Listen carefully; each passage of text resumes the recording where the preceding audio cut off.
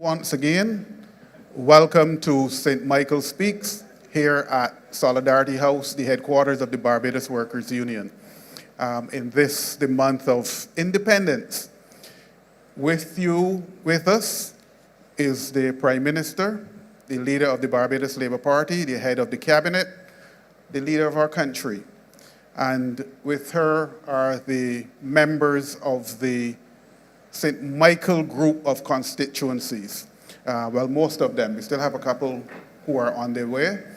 But we are at starting time, and I know we are going to have a lot to say. The chairs for contributors are already filled, so we should be having a hectic time, so we will get going immediately.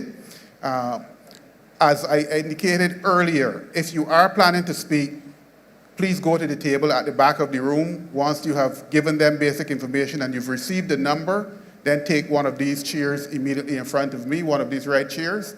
You will go to the mic, you will deliver what you wish to, and after you've done that, you can sit anywhere else in the auditorium, leaving the chairs free for the next set of people who are intent on speaking.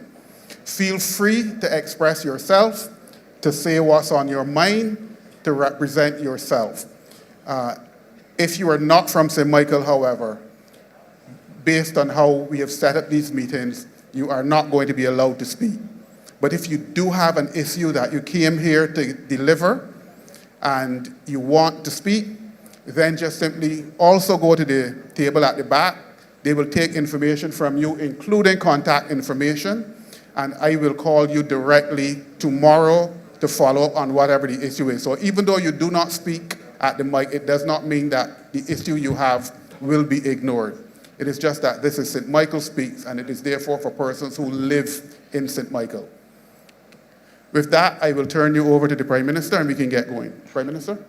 Thank you very much, Roy. Can I ask everyone to stand? I'm going to ask for a minute's silence for one of our family who has passed and who was buried last week, Mr. Philip Tudor. He was with us from the very beginning of these sessions, and we have missed him when he was sick, and now regrettably he has passed, and I think all of us would want to pay our tributes to him. Thank you.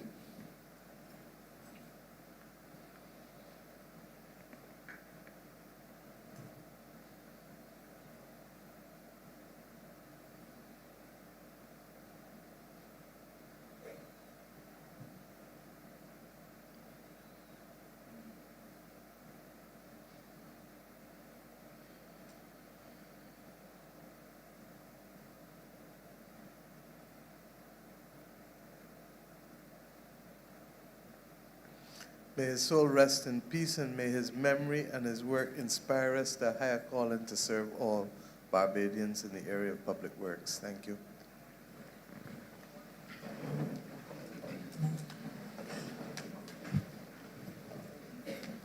So, good evening, everyone. And we're back again for St. Michael Speaks. As I've come to appreciate, this evening is about you, and therefore there won't be any major introductory speeches, but I would ask that if members of Parliament want to engage, that they be allowed to do so as well, in response, not just the ministers, but where there are constituency issues that are raised as well. Who's opening the baton for us tonight? Thank you, sir. Name and where you live, and we go from there. Thank you. Hi. Good night. My name is Roland Harris. I am from Maynard's Land, Savannah Road, Bushhall, St. Michael. The issue that I bring tonight was the finalization of purchasing for the area of Maynard's Land, which was to be placed into tenantry.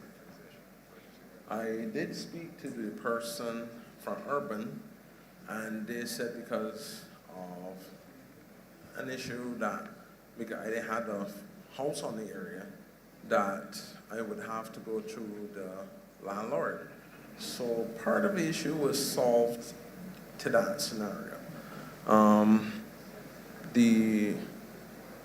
don't know how far it will go, but I thank you so far for that little input.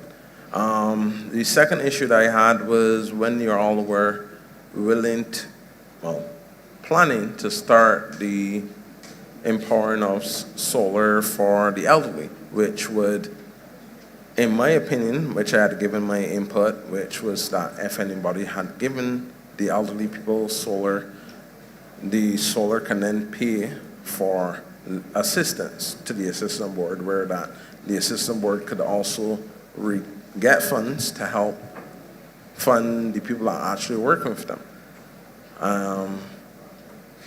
Yes, I heard some from the Minister of Affairs over the air when it came over the news, but I was wondering when you all were looking to start on it. Thank you very much. I just picked up my phone because one of the things that we're dealing with, and I haven't even been able to be briefed on the FTC decision today, because literally we've come out of parliamentary party meeting to come straight here. And I thank the DPM, that's why she was a little later than me for closing off that meeting. The reality is that we have to be able to put storage in the system. And you sound like a man who knows something about renewable energy, so you would know that right now with the 89 megawatts up, and the Light and Power has said basically that in order to go any further, we would need to have the storage sorted out. There were two issues. One was primarily access to battery storage because of the mad rush globally, and the length of time people were quoted was what? 12 to 18 to, in some instances, 24 months, depending on which supplier you're talking with. But secondly, we felt that we also need to change the manner in which we're engaging. And I actually am meeting with the Minister of Energy tomorrow. We've had 2 of the 3 consultants down. One of the reasons why I picked up this phone is because for the last 48 hours, I'm literally reading about 7 or 8 appendices on this issue of the regulatory framework and function for auctions and for direct negotiation for persons who want to be able to install battery storage, so that we're in a position to settle that as a matter of urgency. That is putting obviously a damper on the pace at which we can execute. And we're therefore working on that so that we can unlock, not just for the elderly, but for all across the country. The government's stated policy is that we would wish as many people to be able to engage with the renewable energy industry by being able to help us not only to play our part in keeping global temperatures down, but also seeing it as a mechanism for empowering our people. And that is why we have a stated policy to be able to allow households, rather than to have only those who have cash and who have money, to come up front, and by the time you look round, they would have taken up all the space that there is with respect to the renewable energy industry. So, because there's a finite limit. We are also expecting a revised integrated renewable resource plan, which looks at what we can do, the IRRP, which looks at what we can do in terms of how much we need. The last one had indicated that Barbados would probably need about 750 megs, because obviously the supply of energy is intermittent, and therefore you have to be able to look at that. The government felt at the time that it did not take into account aspects of our development that was before the Ministry of Planning. And therefore that and other things have led to us being able to go back out, and we expect to get that revised plan, which I think will carry the capacity up from the 750 megawatts. I suspect it may go over a gig, but it's not for me to suspect, it's for me to wait and see what they come back with. And that will determine what the system can handle.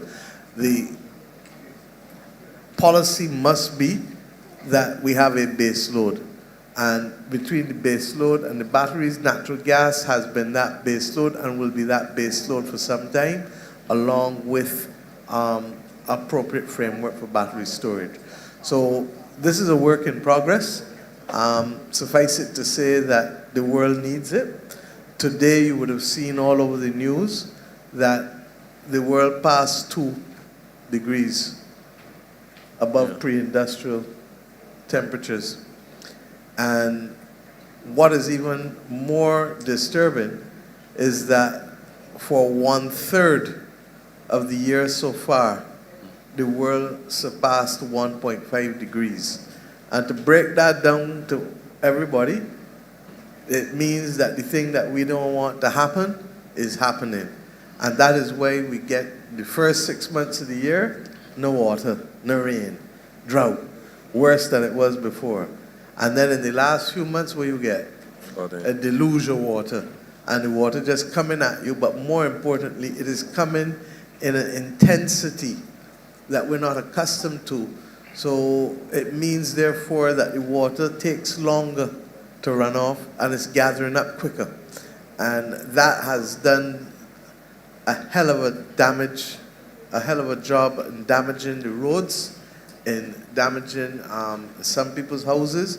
And when you hear me talking about climate here and outside, you now know that I ain't just talking because I want to talk.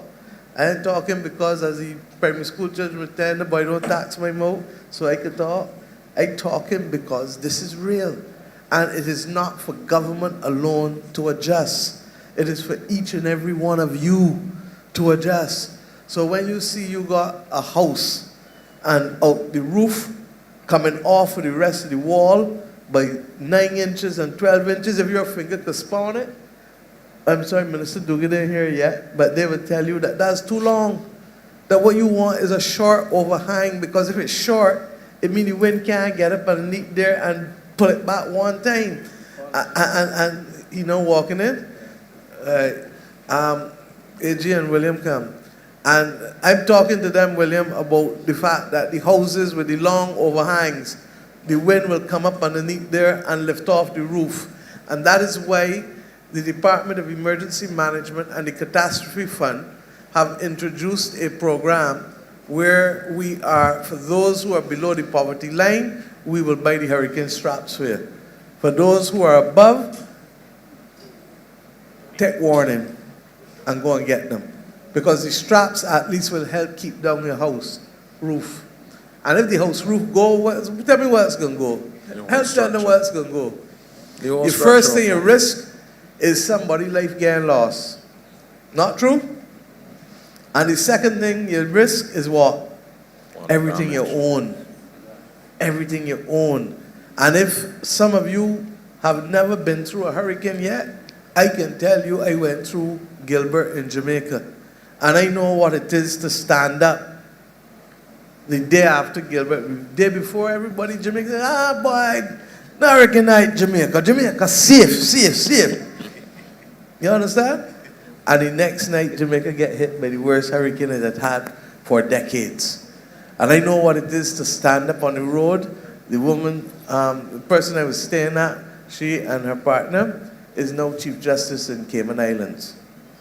I know what it is with her to climb over a house where a roof went off with one of her friends and to go in the house and get what tin food they had, because nobody believed that the hurricane was coming at the time and nobody went and prepared. I know what it is to stand up for 2.5 hours in a line outside a supermarket on Hope Road. And when you get there, all they would give you their rationing. All we got was 8 batteries, 6 candles, and a couple packs of sweet biscuits. I know what it is to get gastro in that environment. So when you hear me speak about these things with passion, it is because I know what it is. I have experienced a hurricane that is bad in everywhere else. Find some wood and knock for me there, Shanta, except Barbados. I had a hurricane in London. I had a hurricane in New York when I was 10 years old. I've been through 2 to 3 hurricanes in Miami. 2 hurricanes and a storm it was. So that when I say that we need to prepare, believe you me, the day of reckoning. How many people in here know people from Dominica and Grenada? Antigua.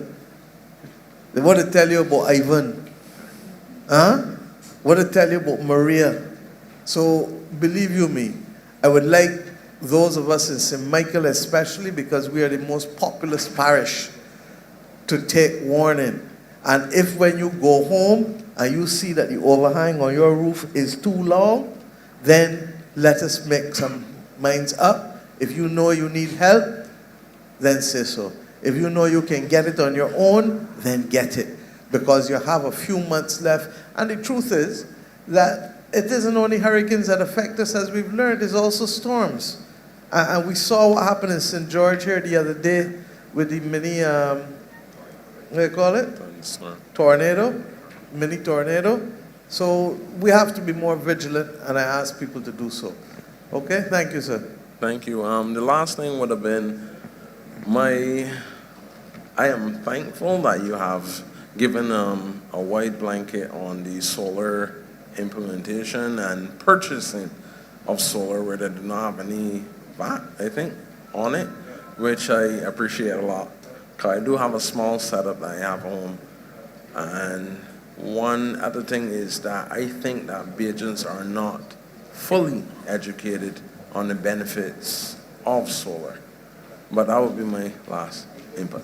Thank you. And I take the point, and the Ministry of Energy may want to do a series of public service announcements, right, on solar, and also generally on wind too, because people will see that there's some wind turbines there in St. John now.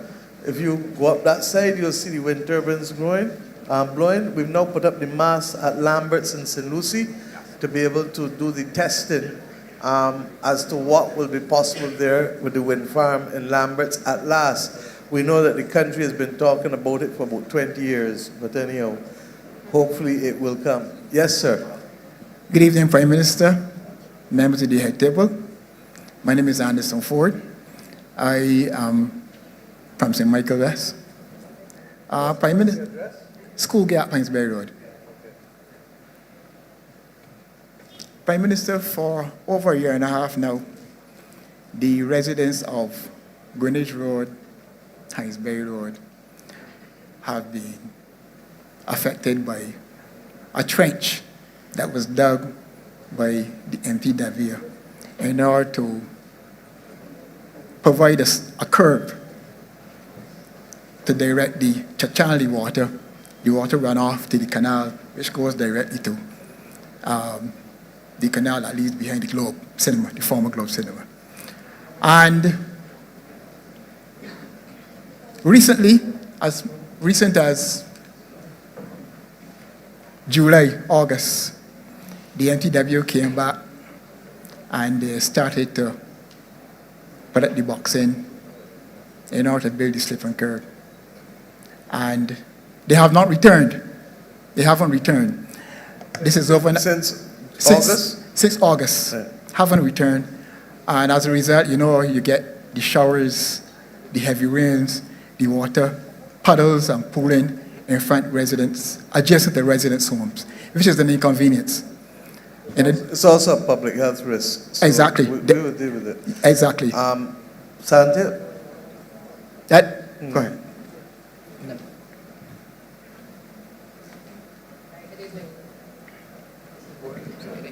Good evening. All right, good evening, everyone. Mr. Boyne, I'm going to ask you if you can either speak or have one of the heads of the depots address this issue.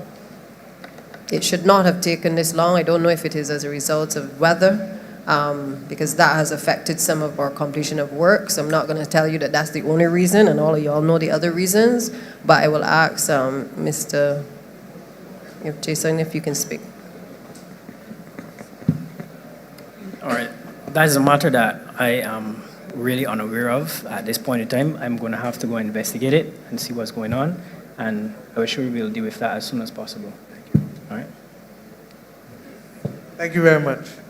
My other, Yes, my sir. other point, ma'am, is, Prime Minister, is that at another forum, I had requested or asked to, if you all can look at the ministry, I should say, can look into the possibility of erecting or putting down some speed humps in the general Hinesbury Road area. Reason being, there's a primary school out there.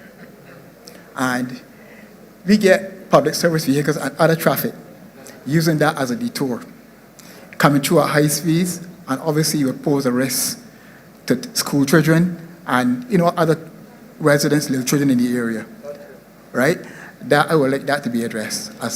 And I thank you for the public spiritedness, and Mr. Boyne will take a note, as will the DPM, and those are simple enough for us to get done. Thank you. Thank you, ma'am. Take care.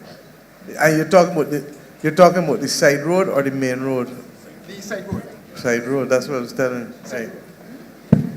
Because people come through there, including myself sometimes. Yes, ma'am. Good evening, all. My name is Julie. I'm from Freehill. Julie. Julie Lane. All right. All right, so I'm here this evening to discuss an issue that I was dealing with for a while, and it seems to be getting worse.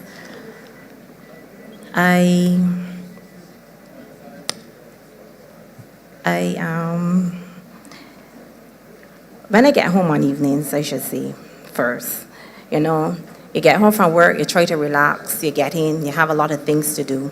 Sometimes it's a challenge, to do certain things. But my biggest problem is noise pollution at this point. When I get home, I'm unable to do certain things because I have to endure music and a bass line out of this world that vibrates my chest and my stomach sometimes. Honestly, it makes me feel really sick.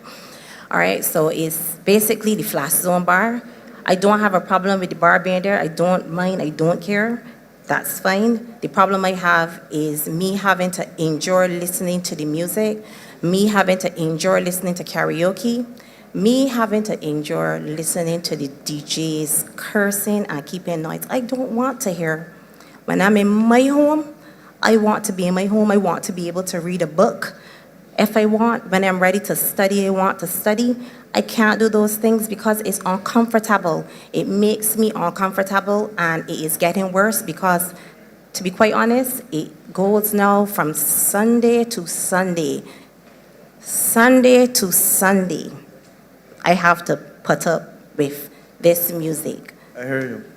And the truth is that the country is going to have a conversation and settle on some parameters for noise pollution. I used to manage a band, so I like music more than anybody else. I too. But the truth is that there has to be some limits, and what people might tolerate in crop over and Christmas, they're not going to tolerate 12 months a year. And equally, 7 days a week, as you just pointed out. So that this is a matter that the Ministry of Environment is going to have to pick up. It is also going to have an impact. Tomorrow, the Parliament will be debating the new physical development plan, and I would expect, Senior Minister Duguid, that this is one of the areas that you're going to have to look at. There are some areas, too, that are entertainment areas. So St. Lawrence Gap and Holtown are clearly entertainment areas. Parts of Baxter's Road, Tudor Street, Westbury Road, those were traditionally Oystons. We may have to get a few more, but what we do need is some idea of permits, and if people want AG to be able to do things outside of certain times, well then they may have to do them indoors and to have those things soundproof. Okay, so there's a balance. There are people who like noise and there are people who don't like noise. But all of us have to live on the 166 square miles called Iraq. Mm-hmm. So we're going to get the balance correct. But I thank you for also having the courage to speak out, because in these matters, a lot of people suffer silently. And there should be no recriminations, because it's just about balancing the rights of everyone. AG, I don't know if you want to speak to add to that, because I don't know that we have a current legislative framework that is appropriate for it at this point in time.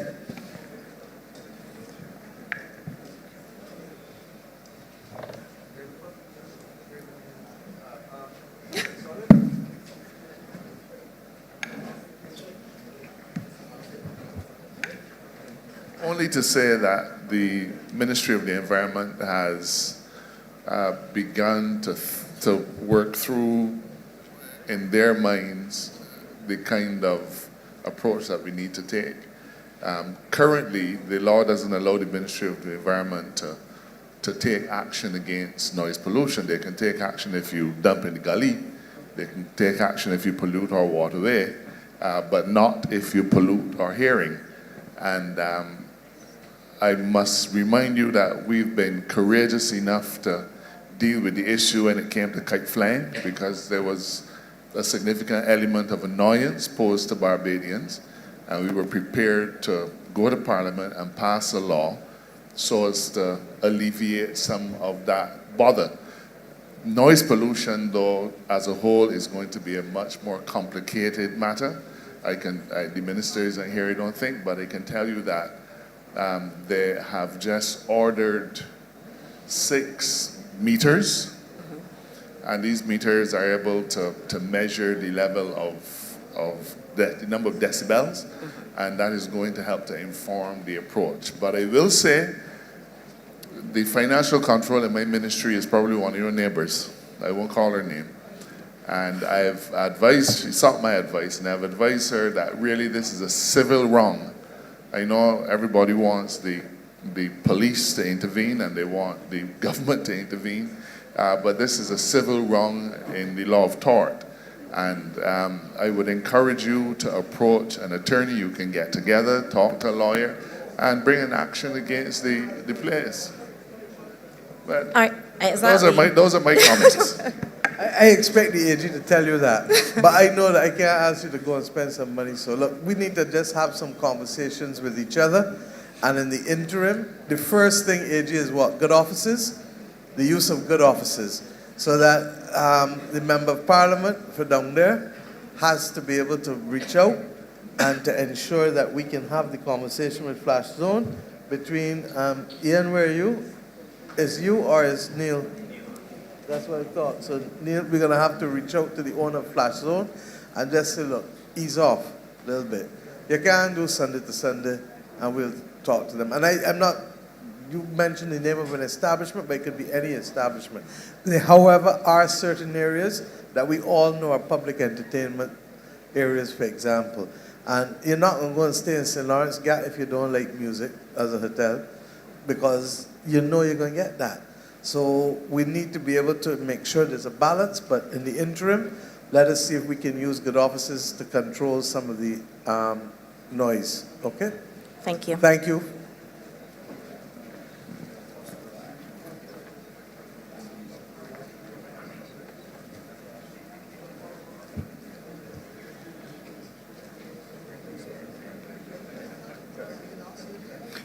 Good night. Good night, Madam Prime Minister, members of the head table, other officials. My name is Carlos Goodridge. I live in Through the Gap, Westbury Road, as part of St. Michael West. My issue here tonight, I've applied for a permit to drive taxi. I'm a taxi driver. I've been driving taxi from 2001 to present. I've applied for a permit in 2014. I got a letter telling me I would be invited to a meeting for interview and stuff. In 2019, I got a second letter telling me that I wasn't successful in my application. Never got the chance to be interviewed for the permit or anything like that. So I spoke to my political representative, I think it's almost 2 years ago, and he told me that he would have somebody looked into it. Up to now, he haven't got back to me and said anything. I would like to know, I've never been in trouble with the law of any kind. I sit on a lot of boards here with sports in Barbados. I organize in my community the New Orleans football tournament, assist with that when Mr. Rochester was living. Incidentally, I worked with Mr. Rochester up until his death last year. And I'm just wondering what is Okay. what you have to do. The truth is that when they sent you the letter, and if you wrote back, Yes. they should have given you a reason, because under the Administrative Justice Act, most public enterprises, and I say most only because there are few that do not have to give reasons, and those are usually for national security or that kind of thing. But this would not be in such an agency. I suspect one of the reasons why they have turned down people is because we went from a very low number, and I don't want to quote numbers because I don't have them top of mind, But if somebody can get them, Sandy, you can get them.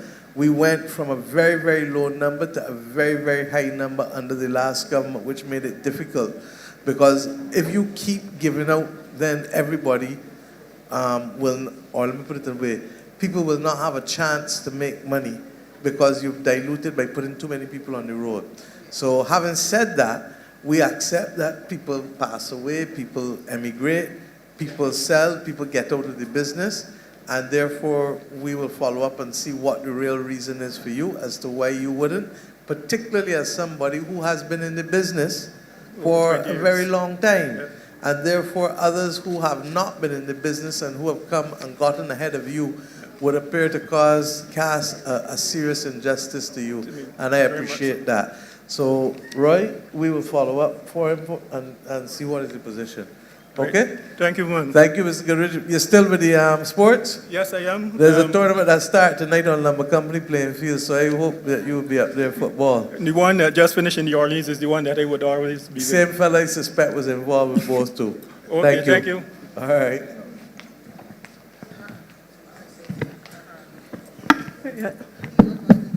Good night, Madam Prime Minister, Head Table, and all officials here. I come here to say a thank you. I come here to say a thank you to the Minister of Transport and Works, Water Authority, and whatever other ministry she holds. I am Saitomia World from St. Michael Southeast. I've been battling with the problem for a number of years where whenever it is flood, I get water. Mr. Duguay can testify to this. He would have dealt with me when he was in the ministry, in that ministry. However, they would come and they would patch here, they would patch there, they would do something, but whenever it flooded excessively, I would get water. I come here tonight to say that I am very, very happy. When we had the last flood, which was quite recently, I flooded out, I reached out, the ministry came to me, and I see the Minister of Housing is here. I see another officer from Housing, a supervisor, and my problem was fixed. I mean, it fixed tremendously.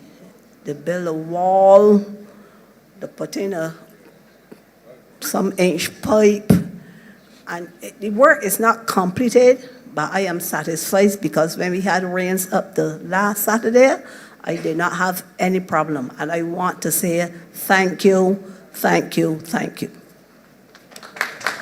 Thank you. It's good to hear that, and I'm sure that the public officers also appreciate the fact that they're not only hearing complaints, but they're hearing people thank them for when they make a difference to people's existence. So thank you very much, Ms. Saitomia World. Thank you. Good evening, Prime Minister. Good evening, everyone. Can you hear me? Come forward more. My name is Diana Johnson. I live at University Drive, Freehill, Black Rock, St. Michael's. My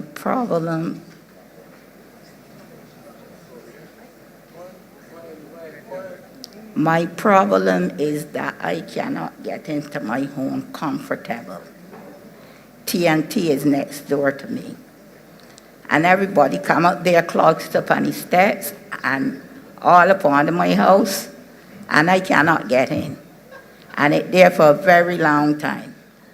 As well as the smoke that coming from in there with the barbecue and the chicken, it coming all out, and it coming into I can't step outside to look out and stand up in the veranda. And when the government come and dig down there, Mr. Winston Allen, they put build up some blocks and it all cracking and breaking down. Mr. Allen told me that he would be making a side road in the back that I could get in, and I see none up to now yet. How long ago was that he told you that? He told me that a long while ago, and I was checking with him, and he ain't When you say long, you mean, I just trying to get a sense, 'cause I'm not sure I know the name, That- Mr. Allen. Vincent Allen was there. When he was there, he did that. Vincent Allen. Allen, yeah, You talking Allen. about who used to be at National Housing? Yes, please. Oh, but he gone now about 15, Yes. 20 years. He gone, yes. So that how long ago he tell you that? But since then now, Mr. Walcott, the man came there in 21, the severe man, to line up out there, and he ain't come back. He tell me he going to the dentist, and I see he come back up to now yet. I speak, The dentist pull out all the teeth? he ain't come back yet.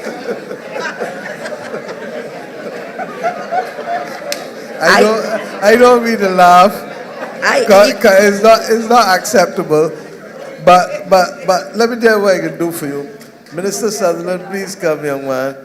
Please give the assurance. Come and meet this lady for me, I Ms. speak to Johnson. Mr. Yes, Diana Johnson. I want you to meet this gentleman here because he is going to be required to just come and make sure the officers come.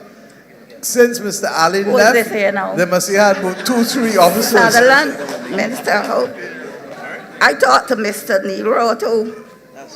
And all of them. No, Mr. Rowe is your MP, but Yes, he did. but I see when he come but in. we want the Minister of Housing to come, and You he wanna will come come now and do with with me now? Mr. Rowe. You want to sort me out? You sorting out the place, not me.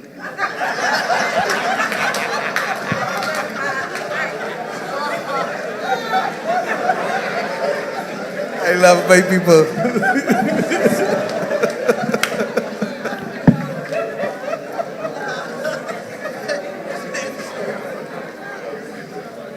Good evening, everyone. My name is Tricia Yearwood, and I am a resident of Greenwich Just before we Road. go, Ms. Johnson, we dealt with Minister Sutherland and the cracks and the thing, but we will also try to reach out. And this thing about public nuisances, you know why these sessions are important?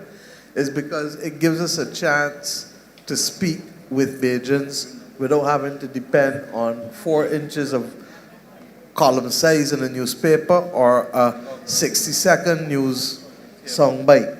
And AG, I'd like you to just in 2 minutes explain to the audience what a public nuisance is and what people's duties are. Because I suspect, when I first came to be a lawyer, in those days, you used to have a lot of cases with things coming over the line. How many young people know about the line? Very few. And the line is just your boundary line. But there used to be a lot of cases with people getting in trouble with the criminal law because your thing coming over at me and fight start, break out, you're charged before the court with that. So that we get a little more highfalutin, and now it is public nuisances and in the civil law and tort and the duty of care that people have to one another. I am not supposed to practice law, so I am letting the AG advise you. AG, come. Tonight is your night.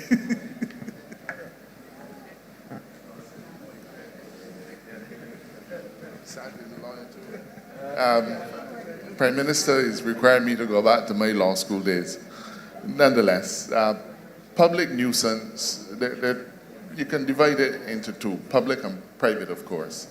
And the lady who spoke earlier about flash zone, that would be considered to be a nuisance against a small group of individuals.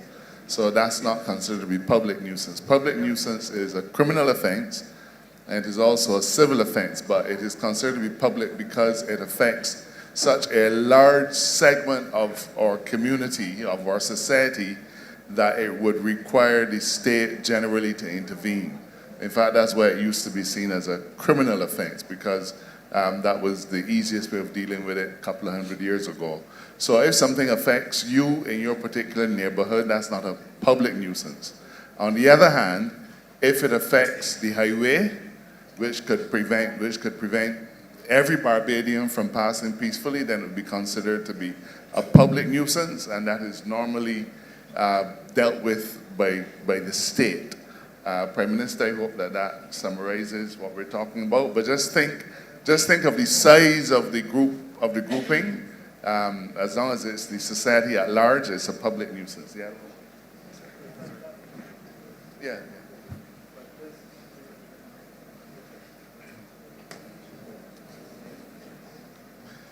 Yes, please. I need a blackboard now. I think, and we probably should do a JS set of promotions on these kinds of general subjects.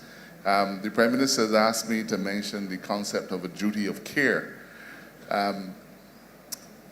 It's not a really technical subject. I guess you could go back to the Good Samaritan story, where the question was asked, who is my neighbor? And essentially, your neighbor is a person to whom you have a duty of care. Now, that relationship arises in many ways. It's not a physical thing.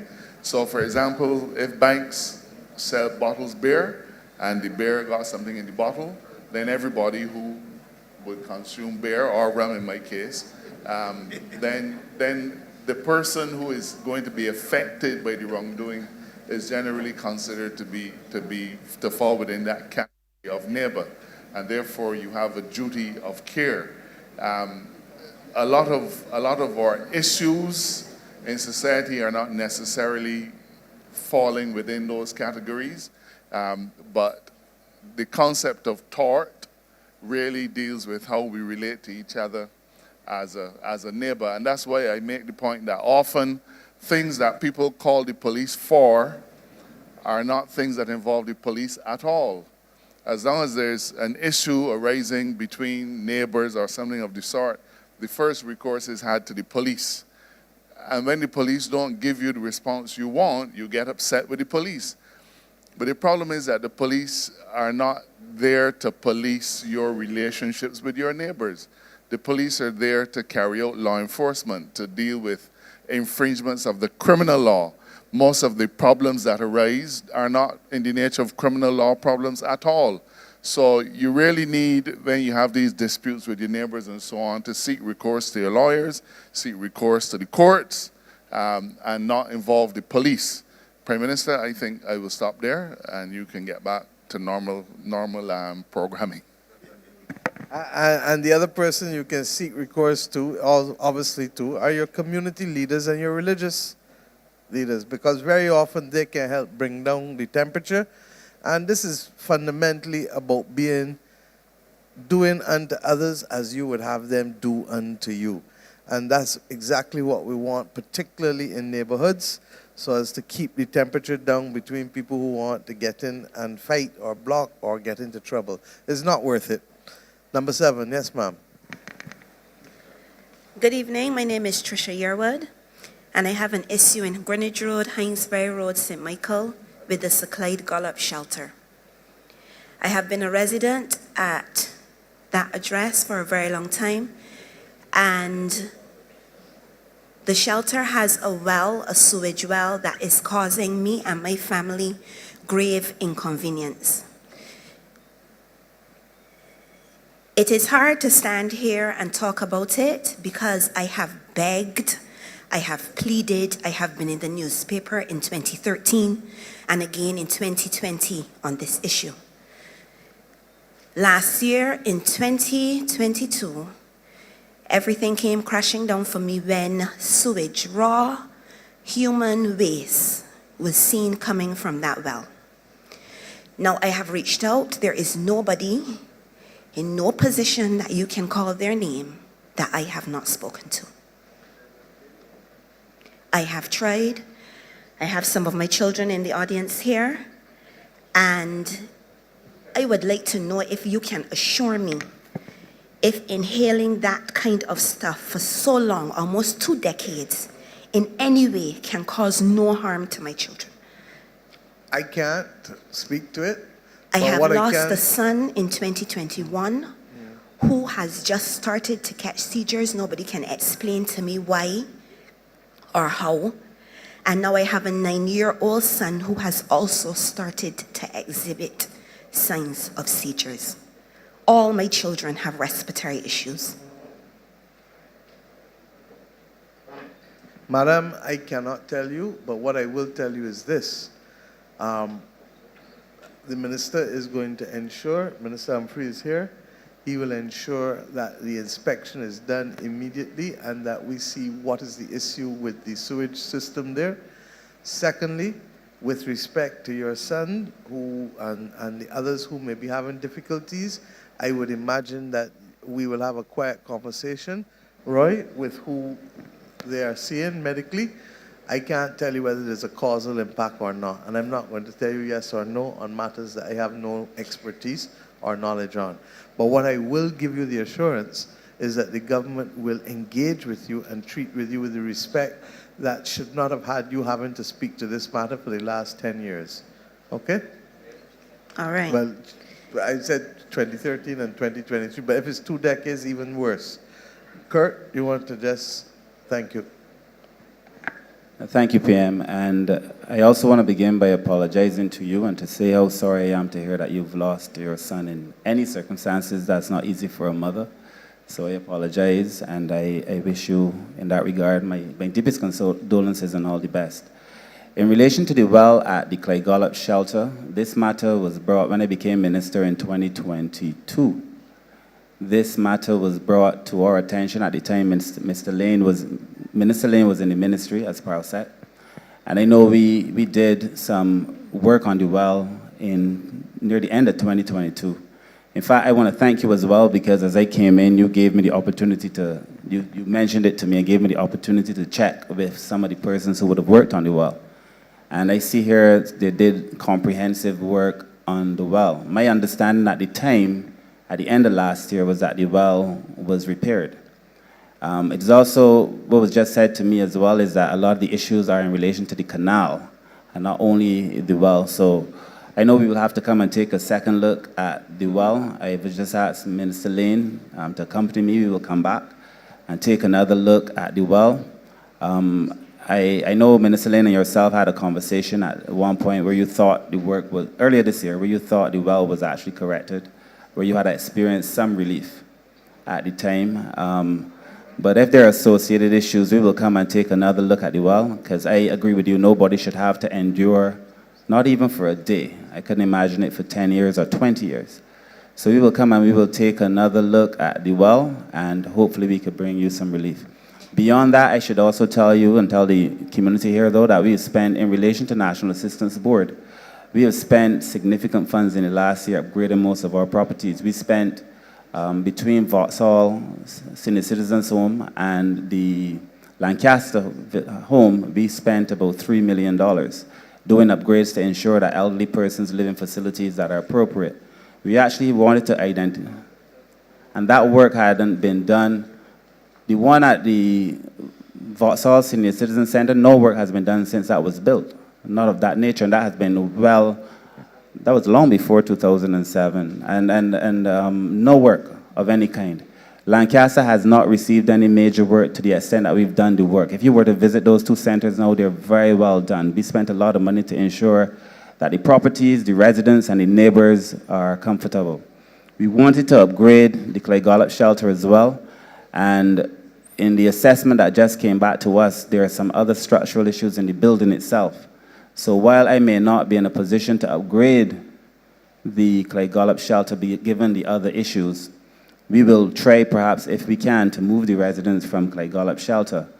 Nonetheless, as Prime Minister said, we just gave you the commitment that we will do the associated works necessary to cause you the relief, if it is indeed related to the Clydesdale shelter, because from what I'm hearing, there are other issues with the canal and so on. So allow me the opportunity to visit. Hopefully, I have a meeting tomorrow, so I can't promise tomorrow, but I will visit you on Wednesday. If Minister Lane is free, we will both come on Wednesday. I will return with the technical team in the ministry. I have the minister next to me with responsibility for drainage. I will ask them to send somebody to come along to that meeting as well and give us the opportunity to take another look at it. Thank you very much. You're welcome. And finally, I want to touch also on what Andy said about MTW. That project also started in 2020, and it is not corrected. My yard constantly floods now when the water comes because I am in the middle. So all water comes and stops there.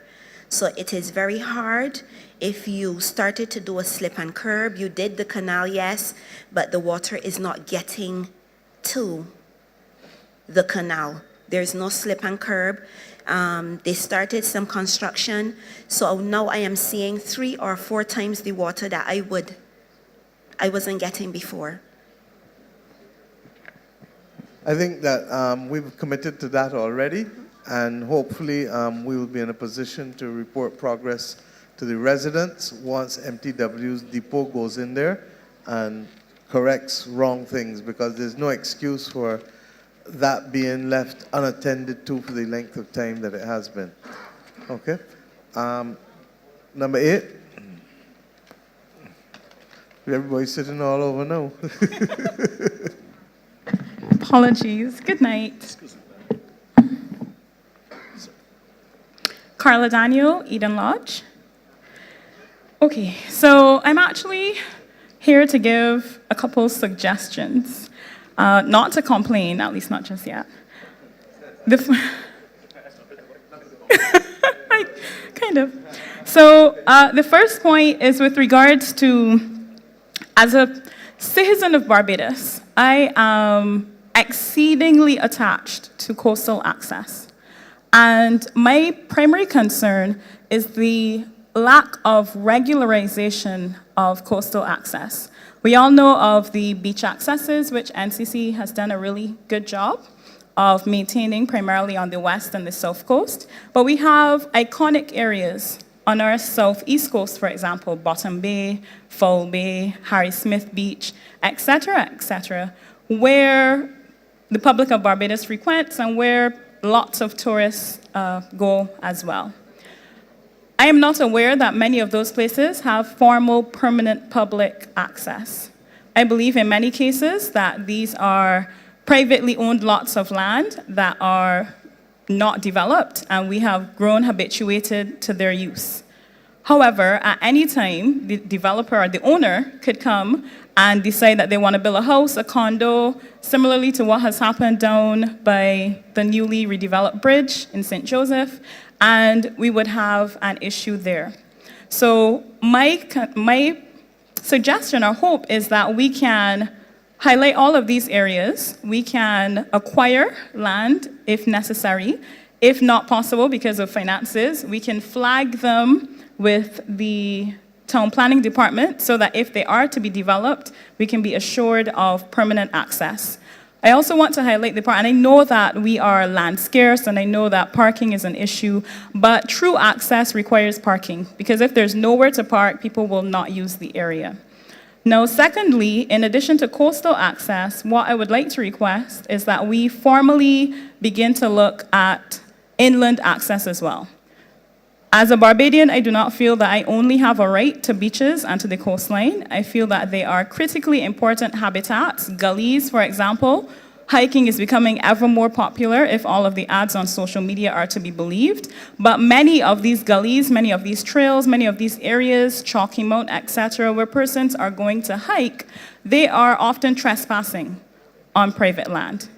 In some cases, there is no public gully access. There is no formal public access, for example, to Joe's River Forest, to Turner's Hall Woods, to Long Pond, and again, the list goes on. So I would like to make the request that many of these places be regularized so that in 20, 30, 50 years, Barbadians are assured of their right to access to these important coastal sites, but to these important inland areas as well. Thank you very much, and you're absolutely correct. Most people don't know that the Coastal Zone Management Unit only started in the 1980s. I believe it was under Tom Adams's government that we first started doing these things.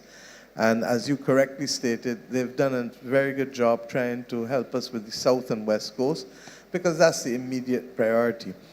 In meetings earlier this year, and I would have said it also at St. James Speaks, that we're trying to be able to take a holistic approach to the coastal preservation on the West Coast, which is really bad. The South Coast is generating significant volumes of sand. I'm told about 80,000 tons a year, but it can't get around the harbor to help the West Coast. In so learning and engaging with them, we then discovered that pretty much on the East Coast, Southeast and Northeast, there are also considerations that we're going to have to take into account. And while we have been doing the studies and rebuilding and doing beach protection work for the better part of 40 years, we haven't done much from the Northeast to the East to the Southeast. And therefore, a lot of that work still remains to be done. It becomes all the more urgent now because of the need for coastal protection with the climate crisis as well. So you're spot on. These things have to be phased over time because we have to do bridges, we have to do roads, we have to do matters pertaining to healthcare, we have to do everything. But yes, there is a need to start to identify key areas for public access from the Northeast to the East to the Southeastern coast. And I give you the assurance that we will undertake that process. William, once again, with the physical development plan and the actions to be taken, pursuant to that, we will have to make sure that we start to identify. We work then cooperatively where we can and where government has to acquire in order to provide the public access. Obviously, that comes at a cost, and once we can afford to do it in the particular years, we shall do it. Okay? Perfect. Thank you. Secondly, I also am standing here to make a plea on behalf, and this is going to sound a little strange, but on behalf of the bearded fig tree. So we all know that the name Barbados is supposed to be Portuguese for the bearded ones, and some people believe it meant offspring of people, but others believe it meant the number of bearded fig trees that were around the island. We have significant culture attached to the bearded fig tree, but yet there are no protections. And don't laugh. What I would like to suggest is that we highlight a certain number of bearded fig trees. You can make it a national project, have people send in their suggestions for particular trees that are of, particular quality. But I think there should be a national registry. I do not think that we should allow development to remove the bearded fig trees from the landscape of Barbados. And I think that they need, and I think it would be added tourism attraction that persons can go visit. There are any number of reasons to do it, to protect X number of bearded fig trees. Far from laughing, I want to salute you for raising it. And there's one in, well, technically it's in my constituency because it's on the other side of the road, but right there in the bottom there in Jackson. Yeah? I think there was one. I think it fell victim to the road. Yeah, and that was one of the problems. But in addition to that, there are a few others. Yeah. And if we don't, how many people in here know that it is against the law to go and cut down a tree without town planning permission? Over a certain size. I don't mean small trees. Okay? And the reason that exists is because we really need the trees. And we know now from the exercise, and I want to thank Minister Ford for continuing to make this an issue that is accepted and understood by ordinary Barbadians. Because without trees, we would have first a very inhospitable environment, but we also know that where in larger countries there are forests, those carbon sinks are being used to help offset the emissions in the atmosphere that are causing us all these problems. So we will not laugh at you, we will salute you. And suffice it to say that I also want to thank you for your work. I noticed that you're wearing very bravely your purpose. For those who don't know, Carla does a hell of a lot of work in saving turtles in this country. I have had to call her. It was about midnight one night, midnight, 1 o'clock one night, and in tutus, she was down there, and in tutus, we were saving the turtle and the little ones that had just come out, the hatchlings, and getting them back into the water. And that's why we ask people to be sensitive about the lighting on our coast because in some instances you'll see them crossing the roads and all. So let us agree then. I'm not seeing Adrian here, but we'll make a note to have the Ministry of Environment follow up on the National Register. And from the Ministry of Culture's perspective, I give you the commitment that we will also get involved, given the iconic status of the bearded fig tree to our own country. Thank you. Final. Oh, you're coming again? Sorry. So I'm really glad that you raised the sea turtle issue. I would like to, I know propositioning you sounds quite strange, but I would like to proposition that, or propose that we make the sea turtle the national animal or national reptile of Barbados. No. It is an added benefit for tourism. Hear me out, it's an added benefit for tourism. But really when you think of turtles, we mentioned climate change quite a few times in here tonight. And sea turtles are tied to the coastline of Barbados. They cannot survive without our beaches. They are being squeezed on three sides. By development on one side as we go forward with our economic strategies, by sea level rise and climate change impacts on the other side, and then of course by coastal armoring as we seek to make ourselves climate resilient and we seek to protect our coastline. Now, Barbados has been put in a very unique position where we are feeling the impacts, as the Prime Minister has mentioned, of climate change, and the Coastal Zone Management Unit has stepped into the breach in an effort to try to protect our coastline, to protect our economy, to maintain lateral access, to do a number of things. And they've tried many innovative strategies. We have boardwalks, etc. However, while all of this is really important, there are consequences. And our turtles are struggling, they're suffering as a result of some of these resilience features. We have turtles getting trapped in boulders. We have turtles unable to nest because of buried walkways. And the list goes on and on. Now, the question is not whether these structures are important or whether they're necessary. It is whether we are dealing with the consequences of implementing these structures appropriately. And I would have to say that we are sadly not. Because we talked about temperature rising. Sea turtles' sex is determined by temperature. As outside gets warmer, we have beaches in Barbados that are completely feminized. Every single turtle nest that is laid will produce only female turtles. There are no males. And while male turtles are quite promiscuous and they grab at everything, you still need a certain number of them to keep the population going. They can only sex so many females. So the thing is that turtles are battling on Sea turtles are battling on all sides, and while we are trying our best, we are sadly being rapidly outpaced by the threats. And I would like to let you know officially that the numbers of nesting turtles in Barbados, we believe, are actually in decline. We think our population is contracting. We have a situation where Barbados is not hospitable to sea turtles nesting, from the lighting to additional issues. And essentially what we have done is artificially inflate our population by providing a crutch, a human crutch in the form of amazing volunteers that are out there every night from 7 p.m. to 4:30 in the morning. I mean, a community of persons. We had some ladies working on Bay Street the other night in the wee hours of the morning, and they stopped what they were doing and they rescued a whole set of hatchlings and helped me search. So everybody is all hands on deck. But what is needed is for the government to really, I need desperately lighting legislation. We also really desperately need to be able. Here's the deal. Yes. Because I'm sure that you're not going to be able to articulate tonight everything that you need.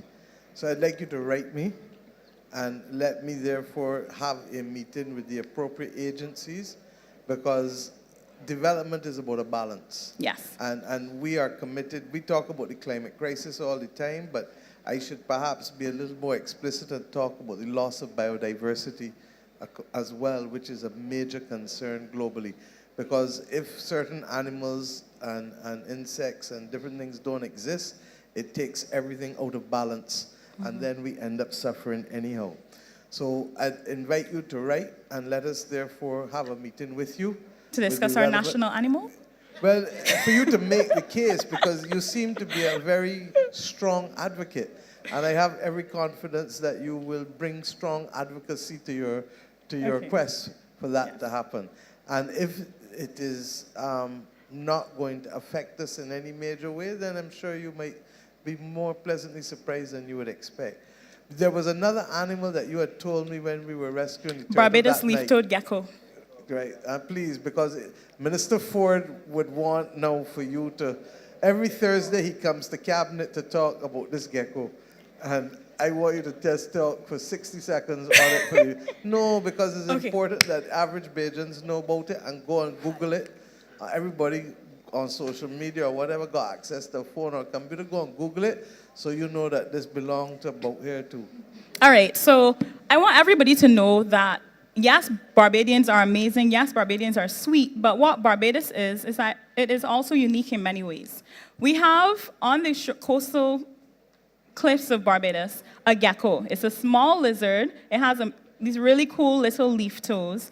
And Barbados is the only place in the entire world where this gecko is found. It is critically endangered. Do you guys know the white lizard in your house? That is not the Barbados leaf-toed gecko. That is the African house gecko that came over probably on the same ships with the monkeys. But that is a threat to the leaf-toed gecko. The Ministry of Environment is doing an amazing job. They're creating some protected areas in an effort to try to increase the population. I don't know if I'm letting the cat out of the bag as well a little prematurely, but we just recently discovered that we may have an endemic eel as well. And this is a freshwater eel that lives in muddy, swampy areas. It is ugly, it is slimy, but it is 100% Bajan, and it is only found in Barbados. And it has only recently been recognized. So if you could imagine that all of these years we have been living here, we have not known that in our tiny little water bodies, we have this amazing eel that has uniquely evolved on our island. We also have, there's a paper that was probably going to be published soon as well, but Long Pond, as people were talking about, there are 2 crabs in there. I have a friend who's doing her PhD on it, and they're hybridizing. And this might be the first recorded... Break it down, please. So, explain to people what you just said. So you have 2 different crabs, and when a mummy crab and a baby crab come together, not a baby crab, no. When a mummy crab and a daddy crab come together, they make offspring. But these offspring are coming from 2 different species. So what's likely happening is that the numbers are low, and they are reproducing in ways that are unexpected. And eventually, over time, you may have a brand new species of crab developing in Long Pond. So, and that is 100% unique. Do you also know that Long Pond we have something called a black mangrove. And in the entire island of Barbados, there is 1 black mangrove tree. 1. They ain't got none. It's not in St. Michael, sadly. But there is 1 single black mangrove tree for the entire island. And this also sits on the shores of Long Pond. I mean, we really need, St. Michael is amazing. We have all of these gullies. But we need to get out of our houses. We need to go explore a little bit. We need to recognize what we have. I mean, my 60 seconds may be up. But I just want to say what I'd like to suggest to you too, because a lot of this, the adults in here may not be enthused by it, but your children and grandchildren will be. And I'd like to encourage you to form some environmental clubs. I'm going to work with you to form a St. Michael Environmental Club. I'm volunteering half the people here. Marshall, you on board? Corey, you on board? You understand? No, I'm serious. So that we focus on our kids under 16, because these are the ones that are going to be enthusiastic, and these are the ones that are going to grow up and protect the very same things, and that are going to want to volunteer. And you can do in the summer some camps and show them. I mean, there's all kinds of things that we can do. Yes. So you put that proposal together for us to form, because I keep making the point that we have too few community groups, too few sporting groups, too few cultural groups, and we certainly have very, very few, if any, major environmental groups. So that passion that you have has to be passed on to more young people. Okay? If I could, one last thing. I promise, it's really the last.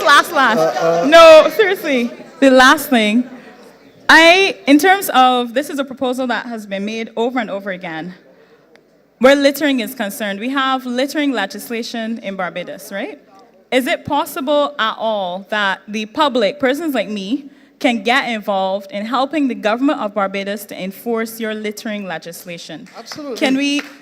So am I able, if there's a $200 fine, can we split it? If I report somebody and I have proof, can you keep 100 and I keep 100 I don't and know. we... The AG will meet with you first, and then we'll decide. There are more ways to deal with it. If you have an active group helping us, then there may be public things that y'all are doing that we may be able to support as a result of the increased revenue coming in. And I know that we've talked about the legislation with the debushing and thing. The AG has actually the drafts before him now. So I'm hopeful that that will also help us raise some additional funds to be able to offset a number of these things that we should be doing. I don't know if Minister Charles Griffith is here. Minister Griffith, could you please meet with Carla and let us get these youth groups going? And I want them zonally, north, south, east, west, because that way we can have 4 groups and let them compete against each other from an environmental perspective. Okay? And this is the kind of mass-based movement, Carla, that we need. Thank you very much. Good night to the head table. Sir, his name is Michael Grant. He is a returning national. Sir, just by way of housekeeping again, so that we don't lose track of where we are. If you are planning to speak and you have not yet gone to the desk at the back, please do so now so they can give you a number and take the information. And once they've taken your information, then you need to take one of these seats, these red seats down the middle. And from there, you'll come to the mic, say what you have to say, and then you can sit anywhere else. This is important because we need to get the contact information. Again, for updating Mr. Goodrich, Carlos Goodrich, who had spoken earlier about an issue with this ZR permit, taxi permit.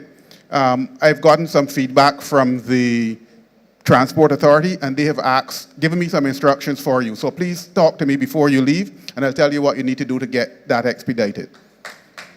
That's what you call delivery promptly. Thank you. Yes, Mr. Grant.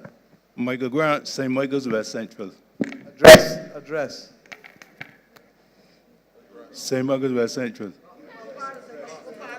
Oh. My problem is with Fairfield Cross. Fairfield Main Road. Thank you. My problem is with Fairfield Cross Road. That street getting so bad. And the street ran from off of Fairfield straight across to Wavell Avenue. So I come here tonight to find out from the Minister of Transport and Works if she have that road on her agenda to be fixed. I need it to be paved because people coming to me complaining about that road over there. So I don't know if you familiar with that road.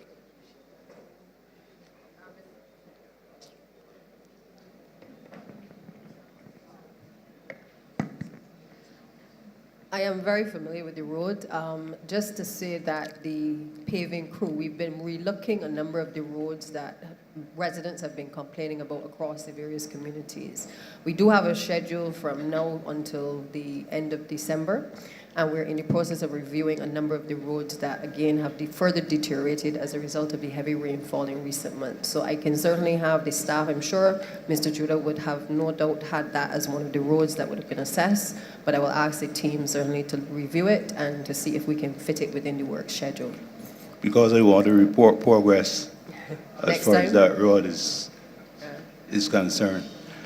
A question to the Prime Minister.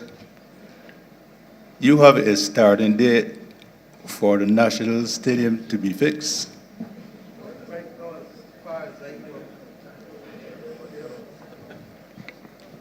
Right. As far as I know, William, you can speak. The environmental impact assessment is being done. We're still a country governed by the rule of law, Michael, and therefore the AIA has to be done. As you know, when I met China in June, they committed formally to the stadium. We have indicated that we would like to do a part of it as well ourselves by putting in a second stand, but that is not going to stop the commencement of the work. Having said that, William, you want to come and address the issue of the EIA and the planning application so that people know that we're not sitting down twiddling our thumbs, but doing the essential work that's necessary in order for a project of that size to be undertaken. Thank you. Yes, thank you for the question. Obviously, the National Stadium is a big infrastructure project for the country, and it involves lots of things: the social side of things, the traffic, parking, how it will treat with the water that's available. All those things go in to make up an environmental impact assessment. All of those are put together. The Sports Council has chosen somebody. I've told them that the environmental impact assessment has to be done in 4 weeks, so that as soon as that is completed, we can complete all the other processes and start. We're looking at a tentative start date for March, April of next year.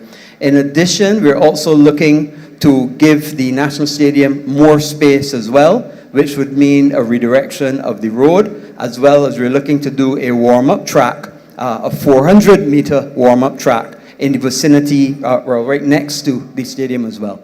As the Prime Minister said, what we're hoping to do is phase 1, do the stands on one side, but phase 2 will put a mirror stand on the other side, which will carry, we're looking to carry about 18,000 people in the stadium. Right now, the stadium only carries 6,000. So when we're finished, we're looking to treble the number of people that the stadium will be able to carry for the people of Barbados. So the work on the stadium would take you down to 2025? We're looking to It start. may go beyond that, Michael. So let us be very clear. We would also have lost time because of COVID, because the initial commitment came before COVID, and then nothing happened for 3 years, as you know, because of COVID. But when the work starts, it'll probably take about 3 years to do, and that's why, if you recall, the current stadium that we are now abandoning, effectively, has been around, Frank Gill, for how long? 50 years? So that this one that we're building, we expect to last the country at least 50, 60 years. I would have loved that this was done and addressed at a time when the country had more money or when we were not in an IMF program. But the reality is that the combination of features has led to the delay, but we are not slacking off. We have a request also from the University of the West Indies to help us, and Minister Griffith, you reinforced it again today, that the University of the West Indies has asked for help with respect to being able to deal with the trap at the Usain Bolt complex in order to ensure that the country still has access to the facilities that are necessary to get our athletes going. Okay? So once this is done, hopefully, and the initial design from the Chinese just had a 200-meter warm-up track, and we sent it back and said, no, we need a 400-meter track. That would have been responsible then for another 2 months delay since we came back from China. But we're now in a position for the environmental impact assessment to be done, as you heard from William. And that is without prejudice to whatever else we want to do after there, even with the redirection of the road. So we hope that it will start next year. But I'm not fooling anybody. This is not a 1-year project or even a 2-year project. This is a significant project because we're building a major facility for the benefit of the country that is intended to last for the next 50 to 75 years. Okay? Before you go, though, I want to congratulate you for the great job that you really doing for this country. Thank you, but it's not me alone. You see the team here and the rest of the team working hard. It takes all of us. It takes, just as it takes a village to raise a child, it takes all of us to be able to do the work that we're doing in the country. Okay? If you was a sleeper, Prime Minister, it would never happen, but I congratulate you. Number 10.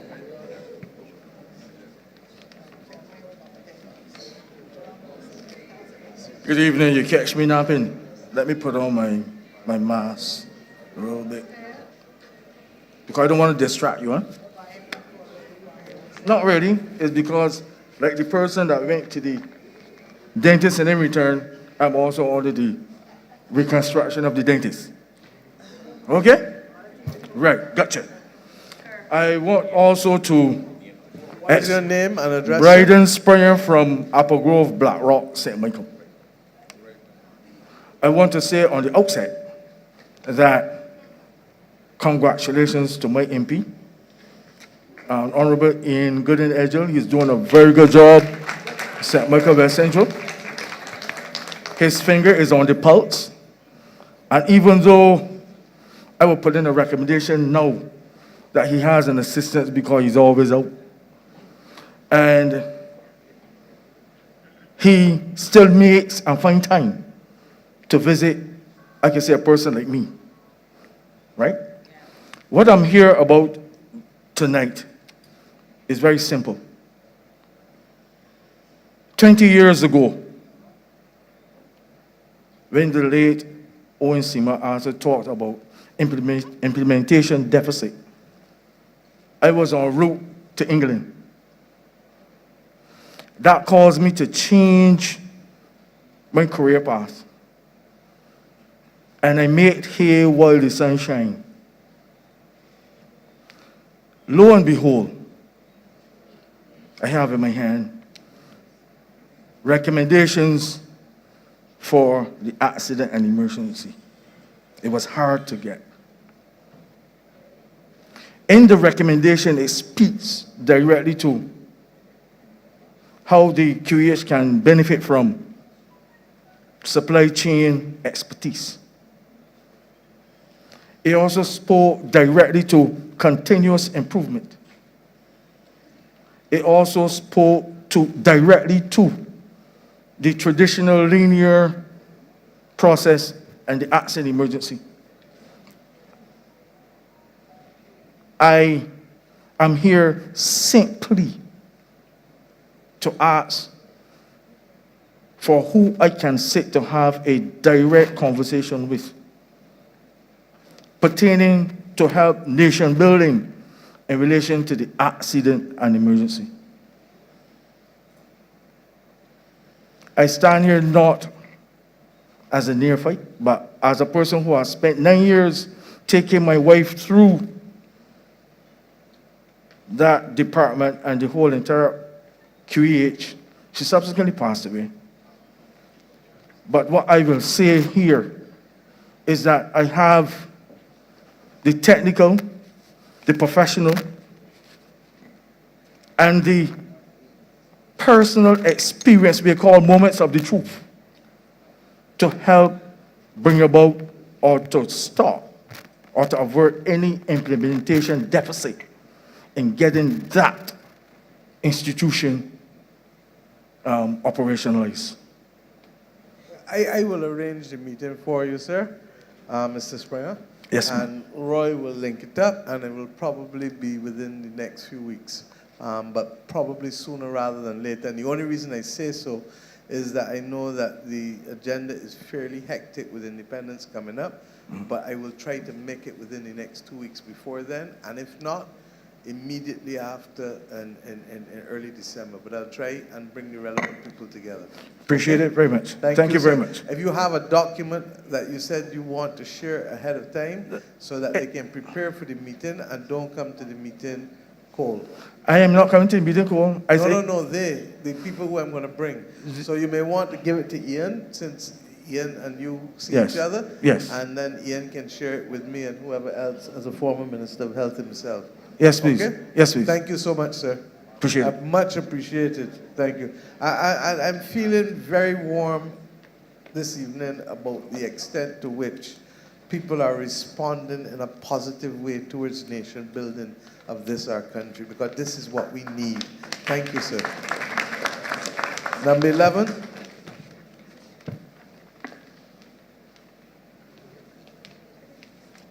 Good evening. My name is Tanya Goodrich, and I live in Chapman Street, St. Michael. Now, some gaps are extremely small, so people are forced to bring their garbage on the road in Chapman Street. Now, I don't work. I started my own business at home, selling food and natural juices and stuff. I am forced not to do it because of all the garbage that is piled up next door by my neighbors, all in the road in Chapman Street. It's ridiculous. The smell of the garbage, everything about it is just ridiculous. I just can't function. So you need us to have it followed up and to determine about a more regular collection? Yes, please, because I'm an asthmatic and I have children. I have children at home also, and it's making us sick. So we can't function in that kind of environment. I think part of the issue was, and Santi has reminded me, that the need for the smaller trucks, which I believe that the SSA is trying to procure now, because it isn't only the big trucks, because the big trucks can get through some of those smaller roads. Exactly. So, and Corey, if you follow up with us on SSA, please, for Ms. Goodrich. Go ahead, ma'am. Washing down the roads. On Wednesday, trucks from sanitation come with one hose between 3 and 4 in the morning, but 2 hoses will be more appropriate to get in the gutters, because the gutters and the cut rocks by the sidewalk and stuff, they can't get down in there, and there's a lot of mosquitoes and stuff in the area, causing a lot of dengue issues and stuff. When we spoke to personnel in the depot in Reed Street, they told us that the hose is actually for gutters, for the streets and not for the gutters. So I don't know what will happen there. We will find out what it is, because it must have something to be able to clean the gutters. In fact, the gutter, right? And then we will speak to them. Right. Well, almost 3 to 4 years living in Chapman Street, most of the potholes were patched on Friday and yesterday, after contacting the depot from like 2001. But thanks to Miss Bradshaw, because she was in the area making sure that the potholes and stuff were patched on Friday in the extremely hot sun. There are some old cars in the neighborhood also that sometimes the children will get scrapes and scratches, like when they're walking the road, a lot of old cars to get tetanus. Even myself, if I walk the road and stuff, harboring a lot of rodents and flying cockroaches and all kind of stuff. So that's another issue that needs to be dealt with also. Another thing. The Deputy Prime Minister is saying that she would have reported to Minister Ford since last week, but I will ask Mr. Morris also to follow up and make sure that we can get these things from the collection of the cars that shouldn't be there. And this is why I asked the AG to speak just now to the question of neighborliness and duty of care, because we understand that people sometimes need to earn a living. That's why under Davidson's ministry, the first Mechanics Bay will open. When is it going to open, sir? Early in the new year, which will allow us to take mechanics from being in communities and to put them in an area where they can assist one another. We want to do more of them, as I indicated. I think the next one is planned for six roads in St. Philip, but we're going to need far more of them. But where we have not reached people in communities, I'm going to ask and appeal to those who are doing mechanical work or body work to remember that other people live in the district. And technically speaking, town planning can really come and shut you down. But it's just that in many instances, we understand that people need to support the families. But if you're going to get a little slack, then you got to get a little slack too.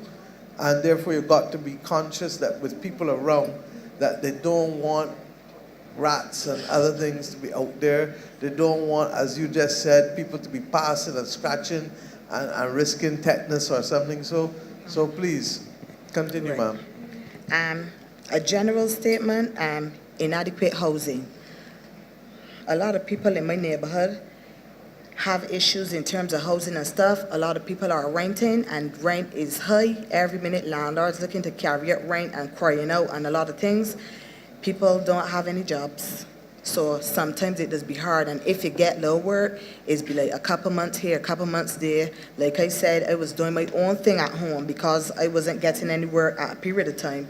Now, ain't nothing coming there because my situation with the garbage and stuff like that. So that's another thing. So in terms of like housing, that's another good thing too, because I myself, I applied at National Housing since 2013. This is 2023, and up to now I can't get a positive response at all. They also applied at Urban. Nothing positive there over the years from 2013. So that's another issue there. Urban will only repair. Urban doesn't provide or build houses from scratch, so it's really NHC. But suffice it to say that that's why we've tried to set up the Hope Company, and we're basically trying to ramp up seriously now. When I spoke to the conference, it was a month ago, I indicated that there were some challenges, particularly at the staffing level, and we're resolving those now. As recent as this evening, I had another meeting, so that I really anticipate. It has taken us a while because we've lost the art of doing things at scale in this country. And it is almost like putting in place an industrial process for the construction of houses and homes. And we've also seeking to do it in an inflationary environment. In other words, the same way how everybody complaining that things going up, imagine what happening to construction materials or labor costs or everything, so you understand, and shipping. So we're trying to manage all of that, but I'm confident that by next year, early next year, you're going to see a flow start to ramp up that will help ease some of the pressure for persons like yourself and others. Okay? No problem at all. Finally, too much people in my neighborhood are giving concerns about unemployment. Like I said, if you get work, it would be a couple months here, a couple months there, but then when there's no work, it leaving the youngsters to deal with drugs, all kind of stuff, and they don't really want to do it, but they're forced to because ain't really no income coming, and that's the only source of income and stuff. So if you could get some personnel, well, Corey knows because Corey would come to the neighborhood and stuff, and we would normally speak to him on the issues. But in terms of like some classes. We're ready, that's the point. We're ready for some straight talk tonight now? Yes, please. Let me do some straight talk.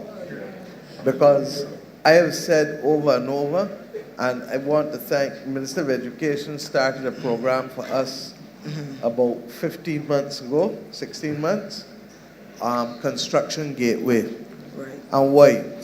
Because we still have a shortage of almost every tradesman in this country. Y'all believe that? Yep.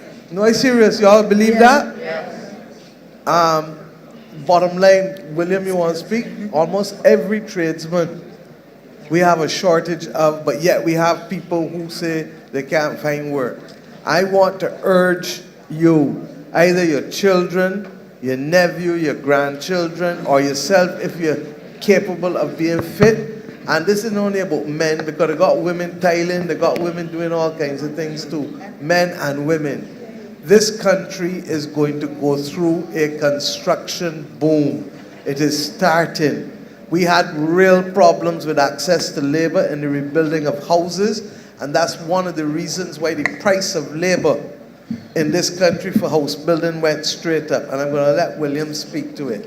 When he finished, I can then talk about the other things for the women and the computer and the other programs that we've put in place for which people can get jobs. In other words, what I'm saying is you can't sit down at home doing nothing and expect to get a job. You understand? People have to go and they have to get a skill. And I can put it another way. And I've been doing this for 30 years. Anybody, Rhonda, you here, you are my constituent. How much people when you come to me, your belly hurting you, who you go to? No, who you go to? A doctor. The sink at home block up, or the toilets block up, who you go to? A plumber. Okay, the roof leaking, who you go to? Somebody. You understand? You got to give somebody a reason to put the hand in the pocket and pull out money and give you. And you're not going to get it unless the person in a good mood and feel that they got a little extra in the pocket. So if you don't want to rely upon serendipity or the person in a good mood, you got to give them a reason to take the money out the pocket and pay you. If you are a welder, you can get work not just in Barbados, but you can go down to Guyana with all the oil companies. There's a shortage of welders in the region now. If you are a plumber, how many people in here ever see a poor plumber? I ain't never see a poor plumber yet. Because there's a shortage of plumbers in this country. Okay? And then for the first time, we also, if you have a little green thumb, or you feel you can raise little chickens or raise some sheep, Minister of Agriculture has been giving land out in St. Lucie, in Lares, in St. Philip, all about. So what I'm trying to say to you is that I'm begging everybody, here and not here, who listening, get your children. When last you see a young person going into joinery? When last you see a young person going into joinery? Huh? But yet a joiner is who is doing build cupboards before they even get to the fancy furniture, which we should be doing, because if you reproduce a Morris chair or any of those fancy chairs, people can do what? They can pay real money for it. You understand? So who are we looking in the mirror and seeing when we say we want a job? Somebody who is prepared to go and learn a skill?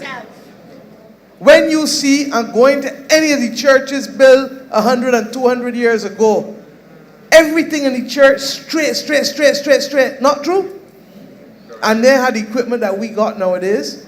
So you got to ask yourself, how them was building so good? And now all of a sudden when we got all the tools and all the equipment, and we still seeing cricket lines and all kind of things. Or we still seeing things not being done neatly. So I thank you for the opportunity, ma'am. I know you see me stand up to pay tribute to you. Because this country will come and be an independence. The recognition that nobody is going to give us anything just so. And that in the same way that we understand that if you want to get somebody to give you money, even if you are a good comedian, at least people will come and pay you to listen to you. But you have to have a reason. If you are a good seamstress, you can make uniforms and make a little piece of change. And you need then us to teach you how to cost it out, because a lot of people is cost out and leave out the electricity and leave out the labor. You understand? And they're going to just tell you about X, Y, Z. So we will help you with those things. But what cannot happen, and this is where we talk about a culture of contentment that can lead to our destruction, is that we sit down believing that money is just going to drop out of the sky and come into your hand. That is lotto. And even lotto, you got to spend money to get money. So that I don't know what you expect if you're just sitting down and waiting for somebody to come. And that's why I say, are we ready for some real talk? This is one family called Barbados. And just like your mother or grandmother will call you in the kitchen and say, look, X, Y, Z, A, B, C, this is real talk tonight. And we got to get it right, because if we don't get it right, here's what's going to happen. The same people who need buildings built and come and tell me what, William? That they want to bring in labor. They got to bring in labor. Huh? Well, and if I don't let them do work. it, then the country not growing. If the country not growing, then we ain't earning taxes. And if we ain't earning taxes to do the roads and fix the things and do the hospital and do everything else, what's going to happen? So that what we really need now is almost an operation, what? To lift up and to let us begin to understand that we may not do everything perfectly, but we need to train ourselves. I can stand where I stand here if I didn't go and learn law. And to learn, I had to go and pay to learn. You understand? Previously, before, if you were an apprentice, your grandfather might have been an apprentice. He had to go and pay somebody to work with them, and he can't earn the same thing that the man teaching him was earning. Not true? Let me get straight. All right? William, continue, and I'll come back in on the IT, and then Marshall will come in after you. And I'll come back in after with the IT projects that we're doing. You can sit if you want, but he can answer your question. Yes, so clearly we are definitely going to face a construction boom in Barbados. And even if we just look at the capital projects, between the hotel projects and all of the infrastructure, the geriatric hospital being built, the other hospitals that we're looking at, the ones in Warrens, that is just those large projects. But in addition, we still have all of the housing projects that we have to build as well. And when you add in all of the housing projects, and on top of that, you also have an urban renewal program that we're looking at as well. And if you put all of the numbers together, all of the people working on all these various projects, we will not have enough people and enough contractors to do all of the projects together. So we have to ramp up the construction gateway, and we encourage as many people as possible, get more people involved, because if you don't have those numbers, it means it takes longer to get the projects done. And as the Prime Minister said, if we don't have the numbers, investors are going to look to bring people in, and that's opportunities that our people could be getting. And it's not only in traditional building, we're also looking at other ways of building as well, using the reinforced steel, using also prefabricated buildings and putting those together. So not only looking at mortar and bricks, but also looking at other ways to build, and building it, as the Prime Minister said, in an industrial way, bringing in the parts, fitting it together, putting it on site, and making it available so that it's done in a quick time, and using it as an industrial system rather than as a brick system. So as many people as possible get out there and get involved in construction gateway. Well diggers, Prime Minister didn't mention. Well diggers, a big problem, not only for the houses, but also even for maintenance of the drainage situation. We have a major lack of well diggers. And of course, going with the well digging is the culverts, the drains, and all the things that lead into it. So construction is going to be big in Barbados. And even if you look on the area there by Bay Street, between Hyatt, Miss Daisy, another one hopefully going to Boatyard, and another one in between, just along there alone, 4 major projects, and also the rejuvenation of the existing buildings that we're looking at as well. So we are working at about 100. Royalton is about to start. Pendry is going as well. Airport, as you know, will be coming. So we are looking and working on over 110 different projects in construction in the infrastructure department. So you can imagine, and that is just the big ones, not to mention all the houses as well. So a lot to be done. Thank you. I'm just reflecting on the question of scale. The construction gateway, as Prime Minister, as you said, and Minister Duguid said, really has to be scaled up in terms of the number of spaces that are available, because we want people to sign up, but we want to make sure that we can capture them. But Prime Minister, we also spoke about another approach, which is to be able to bring this training to communities. We were talking about projects that we thought communities could benefit from, and I know that was one that I presented, to be able to have some master artisan, master craftsmen from within the community who have come to me, for example, and said, look, I have 3 joiners in Brittenhill alone. And they've come and said, look, some of these young people that are right next door to me, I want to be able to train them right here at my workshop where I am. So I think that if we could incorporate that approach, Construction Gateway at the national level would not have to catch everybody. But I also think that the odds of actually getting these young people to go next door or to go to the mechanic down the road might be an approach that we would want to look at, because I know that my folks are ready to go. I'd like you to invite you to write up something that will allow us to see what the costs are, and TVET really is the agency that matches the payment by employers for training, and these joiners are effectively still employers, and they therefore can manage the apprenticeship system, but perhaps with some tweaks, and that's why I'm asking you to write it up in a way that allows us to be able to invest some money. We're coming up to the estimates for next year, but I may even be prepared to pull something out for the last quarter of the financial year from January, rather than waiting to April to start. Okay? I also want, because some of you may say, well, I'm not interested in the construction. I got you too. Because that is why we have started the program sponsored by the Student Revolving Loan Fund, and it's at 2 levels. Some who want to do cybersecurity, that's a 4-month training program. And as I explained, at the end of the 4 months, we had 140 people start, 120 finished. All 120 bar none, after 4 months of training, are earning $5,000 a month or more. All. ALLK. We are now about to attract 2,000 people to do what they call the AI one. The 2-month, and this is a 2-month course. It is not as complex as the cybersecurity. That's why it's only 2 months of training. And those people are likely to start, and most of them will get jobs, and they are likely to start at $2,500 a month. And that is starting, because if you continue to train, where you're going to go. Now, all of these jobs are not about here.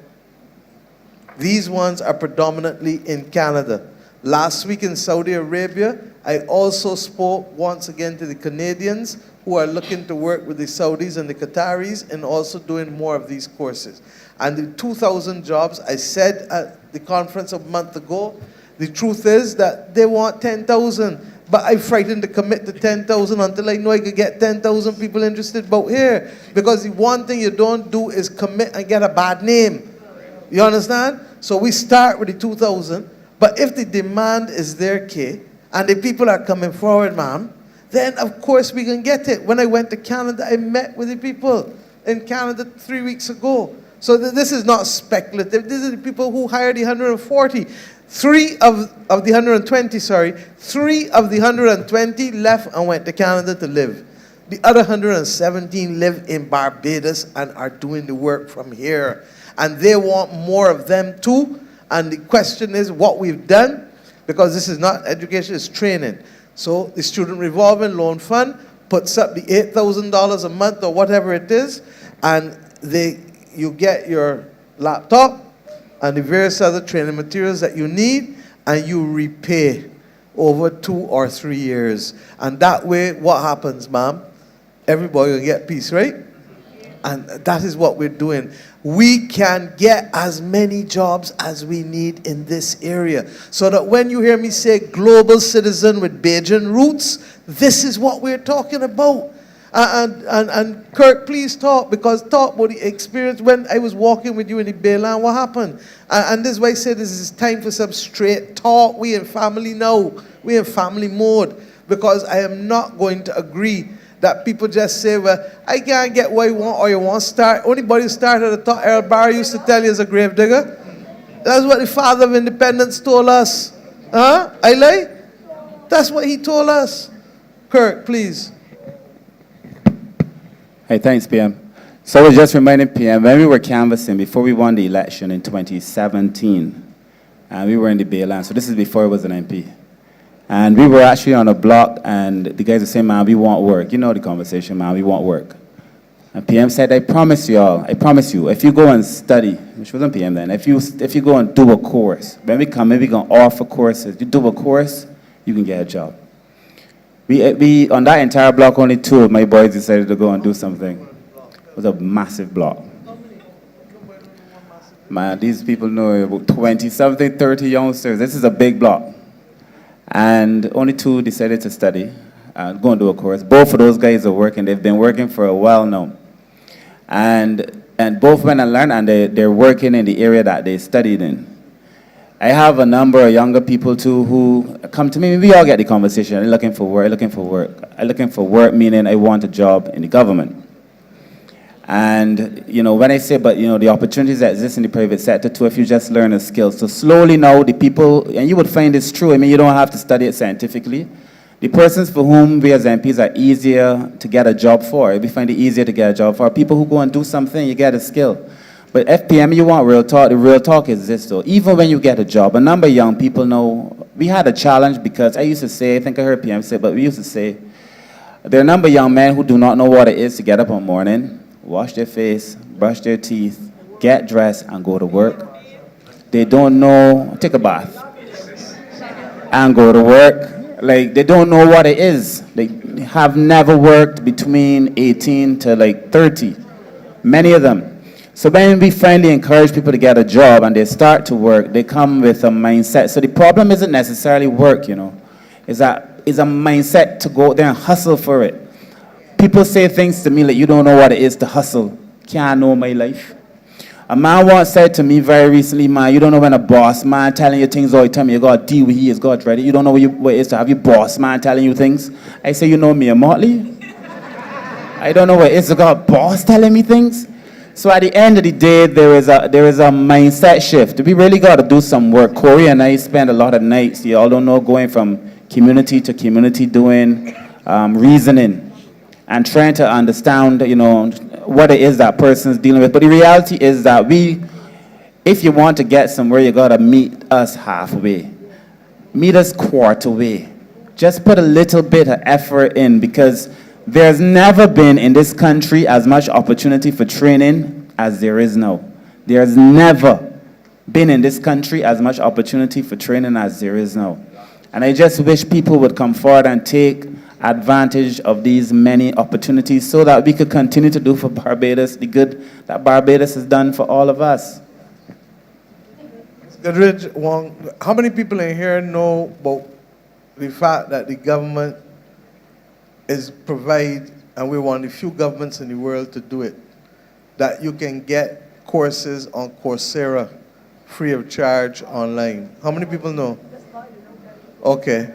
And the director of the National Transformation Initiative just texted me, because she's obviously watching this, and just says, ma'am, this is a course, there is a course called Introduction to Generative AI, and we have it on Coursera for Bajans to do. It takes 40 minutes to do, and it is free. The course I started to talk to just now that will start people at $2,500 and up is effectively generative AI. When you go on Google, you think the information has just come so, right? Well, somebody has to input the information. And the people actually said to us that they want Bajans, which is why I can start with the 2,000. But I want Bajans to want them too.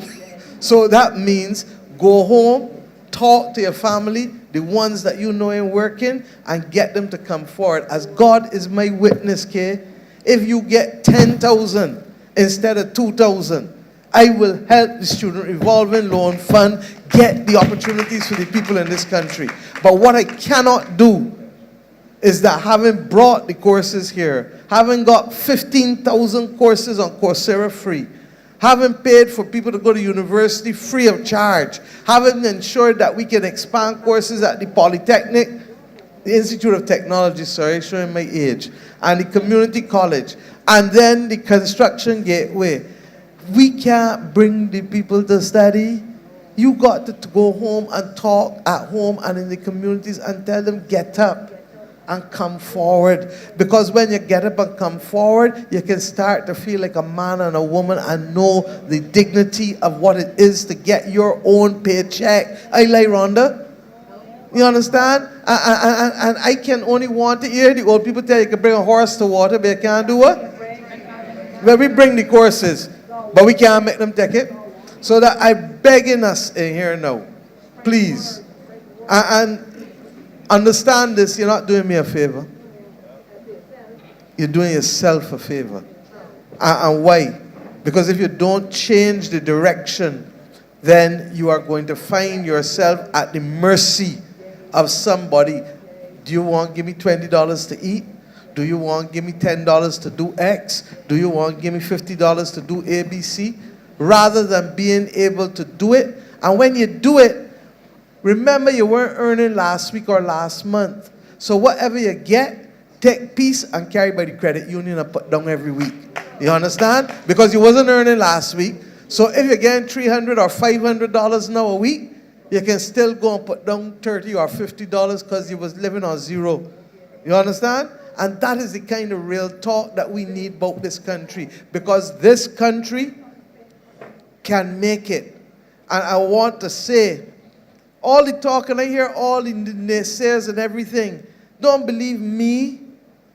There is a there's a journal that bankers, the central bankers and all the bankers, the head of CIBC, the head of World Bank, the head of Republic, all of them so would read that journal. The central bank governor, all of them so would read it. What does it, and it's called Inside a Monkey, what does it say yesterday? Published November 18th, 2023 at 2:19 p.m. There are 5 countries with the best economy in the world today. Number 5, let me go the other way. Number 1 is Guyana. And we know why. And it's a lesson in life. A lesson in life.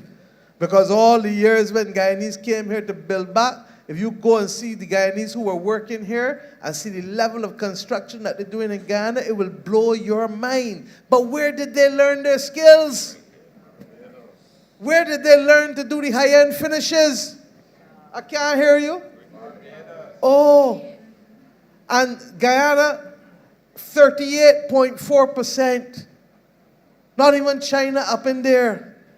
Number 2, Panama, growing at 6%. Number 3, United States of America that everybody want to go to in the past, 4.9%.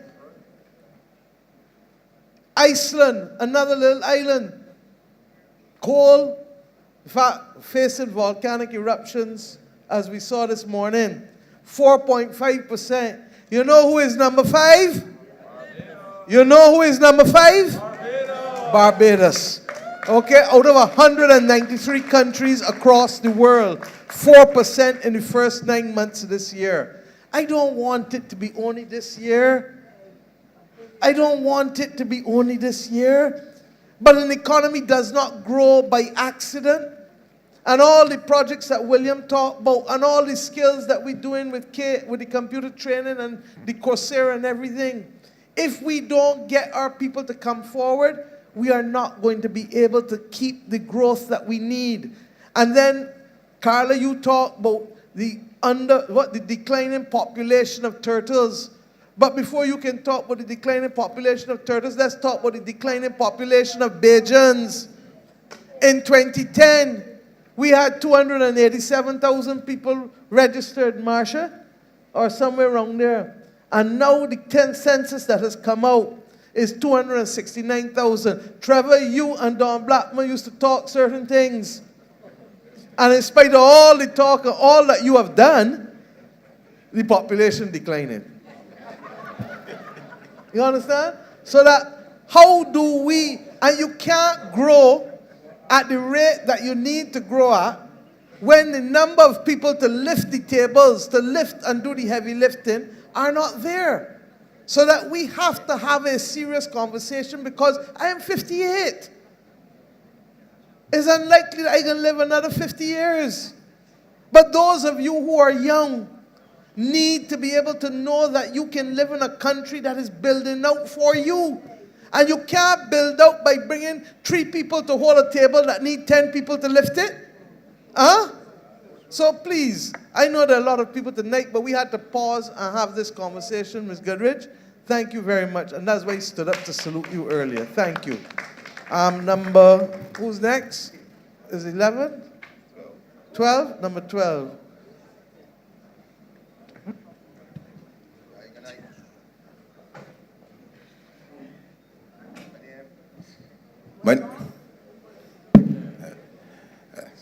Good night.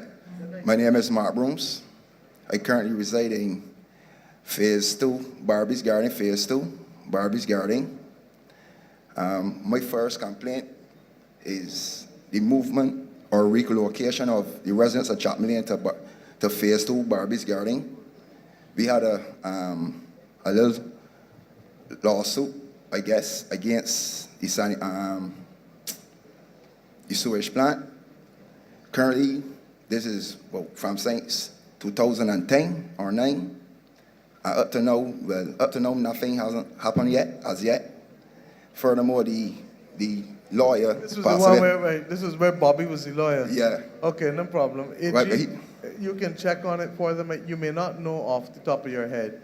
But we will check it out for you, Mark. Okay. And Mr. Morris will get back to you and let you know. Yes, ma'am. And ultimately, y'all will have to also decide who has replaced Bobby. I don't think Bobby was working alone, but you can meet with his office and find out too. Yes, because Okay? some people tried out already, but it was getting run around all the time. So. No problem, but he not with Look, us on yeah, this I know earth anymore. that, yes. And I can assure you that if he was, he would be here making a noise for you.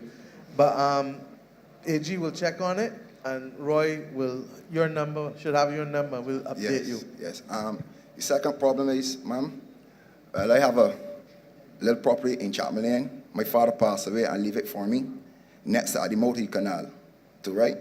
And when the people was rebuilding the canal, as they was moving some trees and things that caused some damages and things to the shop, right? And now I was hearing that they said they were looking to relocate the people at the Moultrie Canal because of the flooding. So I'm still waiting to find out to hear from you all what is really going on or what's supposed to happen. I'd like you to meet with the lady up there who is the director of the Urban Development Commission. I know that the ones that they were focusing on were the residents who were living there, but I know where your shop is too. Yes. And the issue is, I'm not sure whether your shop is one of the ones that would have to move or not. Okay? This is why I also miss Mr. Tudor, because Mr. Tudor was one of the people down there with me in and out trying to resolve these issues in the middle of COVID, but we can get there. Okay? And I think that they're getting ready to build the houses soon for the persons. And if we doubted that the canal is flood and will flood, we are going to get extraordinary rain. And when we say we want to become resilient, it is to be able to protect ourselves against it, not that we can stop it. You understand? Mitigate is where we try to stop it. But if the temperatures are already hitting 2 degrees yesterday, you would understand that the chances of stopping it are not great. And that's why when we go to Dubai in a few weeks' time, we're going to be trying to get people to say, look, the quickest way to stop this temperature is actually methane. Oil companies is let the gas and is going to flare it instead of capturing it. Garbage dumps is a source of methane. And we got to find a way of capturing the methane from garbage dumps. And then, believe it or not, what's the other big source of methane? Cows. Pigs. Livestock, pigs, you got it. So we have to find different agricultural practices to be able to contain it, and then we need to be planting more trees, as we said, in order to do the carbon sink. The big work that still has to be done is for us to understand how the ocean can help us too. And that's why I say that Barbados is a large ocean state on the frontier. When the world is looking for something to help save the planet and the biodiversity, we are there. So that's why people like Carla and them, and the young people I want to encourage, is to help us in that effort. Okay? So, Sonia, you will meet with Mark, and let's see. Thank you. Next.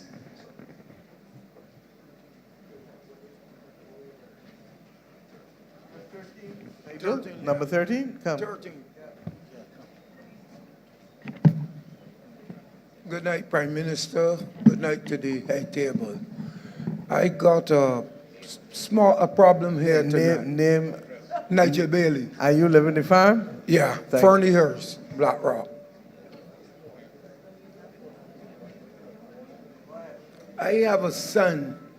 He's 21 years today. He's 21 right now. He got license when he was 16 years as a schoolboy. Good. I work in the Bridgetown port. I drive taxi.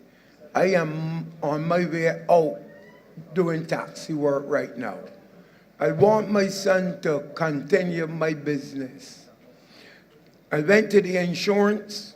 The insurance told me that they will put him on to my insurance. I went to the All About. The Port Authority said they will bring him in the port to drive taxi in my space.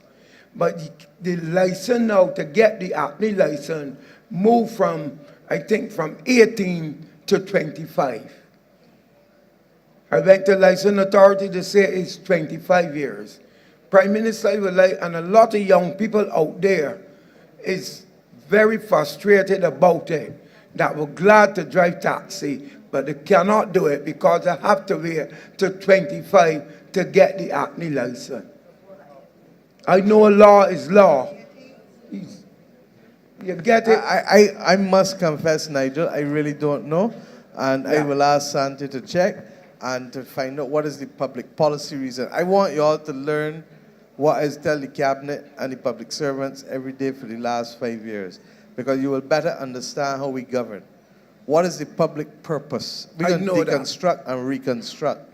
What is the public purpose of moving it from 18 to 25 or moving it from 25 to 21?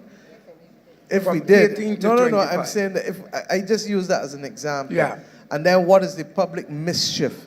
Because sometimes there is something that can cause problems. And is there a way that technology can help us solve this issue? In this instance, no, because we're dealing purely with human being driving a car. And then who are the winners and who are the losers? I know it's very hard. So that we need to be able to check. Santia gives us the assurance she will check on it for you and see what the age is, because I wasn't aware of taxis, that's the truth. Yeah. So it might be the heavy duty. Thanks, PM. I don't have a recollection that we had touched it in relation to taxis. What we had done recently was to increase the age in relation to persons using the PSVs. Yeah. Right? Because obviously there was a lot of concern in terms of the recklessness on the road. Correct. And then, of course, the persons who wanted to drive the heavy-duty vehicles, we had lowered it to the 18 to allow them to do it, so that it would be consistent with government's courses where we were encouraging young people to get involved in driving the heavy-duty vehicles. Yeah. So I will check on it, but I'm not sure that it actually relates to the taxis unless it is the PSVs that we're talking about. Yeah, I went to license authority and they say that it's moved from 18 to 25 and then cannot do nothing about it. So I would like you to check it. Between Santi and the AG, we'll check it by tomorrow. Yeah. You'll get an answer before midday. Yeah, All check right? it for me, okay? Thank you, Because sir. he's very disappointed, you know, and I would like to take my business and put it in a stranger hand. So I want you to check it. And far from that, when Tom Adams introduced this thing of empowering persons with transport licenses, it is that he wanted it to be able to pass on from one generation to the next as a property right. Now, the truth is that a lot of our people get licenses and a lot of them take them and sell them off too. Not true? True. Oh, It's true. Well, I want people to know that wealth is not cash. You know that you could got cash in your hand one day and the next day don't got cash. Wealth is when you start to pass it from one generation to the next. Okay? So I salute you for that. Yeah. But by the same token, we will check for you and find out, because I can't understand what would be the public purpose. I may even understand 21. You understand? But not 25 for a taxi. For a heavy duty piece of equipment, I understand why, because effectively it is a weapon of mass destruction. Although you might argue that a taxi driven improperly can also be that too, and that's why the demerit points and those things are going to be critical for us to hold people. But 21 is a responsible person. And if we can vote at 18 and do all the other things, I think we have to begin to understand and appreciate. You got to trust people, but you have to hold them account. You give people a chance, you do it a second time, you get a warning, third time, you're a recidivist. You're a repeat offender. Okay? Well, I feel a lot better tonight. Thank you, my brother. Check on it. Take care. Thank you.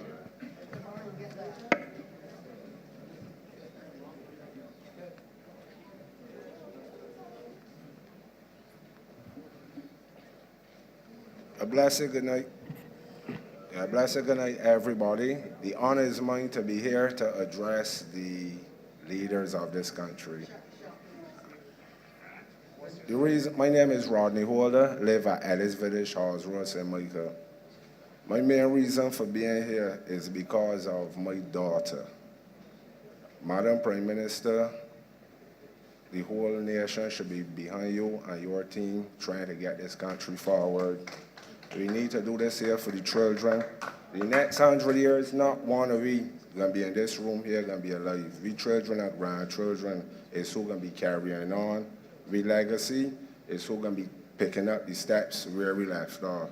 On that note, Mom, I would just like to draw a few, I should say, things that I see going on. I hope that it may touch not only you, but the whoever ministers that them could pick something from what you bringing here tonight. Thank you. In this country here, man, we have a social problem, and one of the things that helped to add fuel to the fire is COVID. The shutdown, the lockdown, things had to reset. Here in this country here, we got 3 major issues affecting the island. The family settings, the school settings, and they would bracket off and say the prison setting as well. And these here will fall under the subheading of the courts. Like, for each, I got advantages and disadvantages, and I explain myself. For the families, father figures, social issues, that is the main thing affecting them. We got to deal with a solution for that. My thing is outreach to the children, implementation of social programs, and an updated welfare system. And just not to stray, but to speak on that point, the welfare system to me in this country is, to me, obsolete. We need to get these systems digitalized. Doing these things will make it easier for both the ministries to keep a cap on everything, be guided accordingly, and also the recipients, which will be the families, will not be at a disadvantage. Up to last week, I met a friend of mine. She had to give her something. She told me that they take me off of the 6 months thing. It shouldn't be happening. Digital system, that is the way forward. The schools plagued now with bullying, lawlessness, and the van culture. My solution for consistent anti-bullying campaign. Too often we starting things, we talking good, and after a few months we done with it. There should be something pressing all the time. Drug awareness programs, these things too few.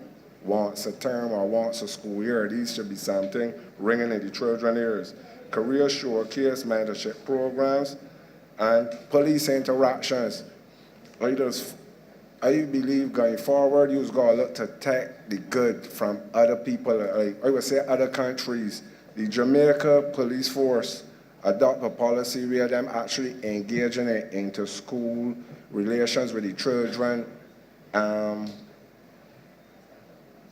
into community programs as well. When my daughter was little and she see a police jeep, she be police. As she get older, she want to see them. That there is a stop. Police is part of our community. We need to get it there. The prison, the factors affecting prison, outdated laws, inadequate certified training for the prisoners and the officers, and lacking of agricultural projects. The prison should be providing the geriatric hospital, the psychiatric hospital. Ease the bill that the government paying, but the sweat of the brow, let them pay it back.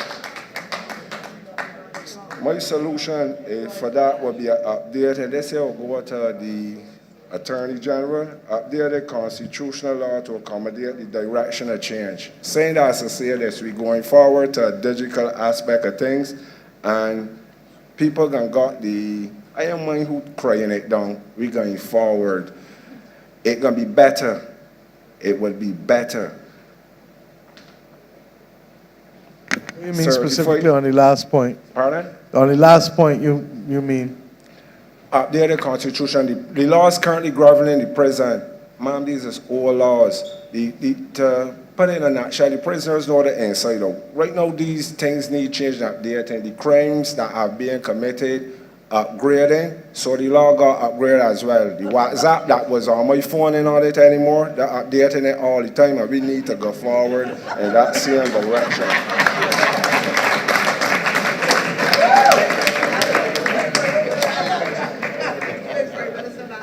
The court system suffering from overload, and my solution for that would be separation of powers, once again an updated system, and the court covering video link. Separation of powers, too many matters falling under one body, like you said, 3 people can't lift a table that 10 people can lift. You cannot kill the magistrates, you cannot crucify the judges. We need to be able to function on floor, and to me, breaking it up, gun court maybe would be better to single out that from other crimes, so a magistrate would just deal with certain issues. Police.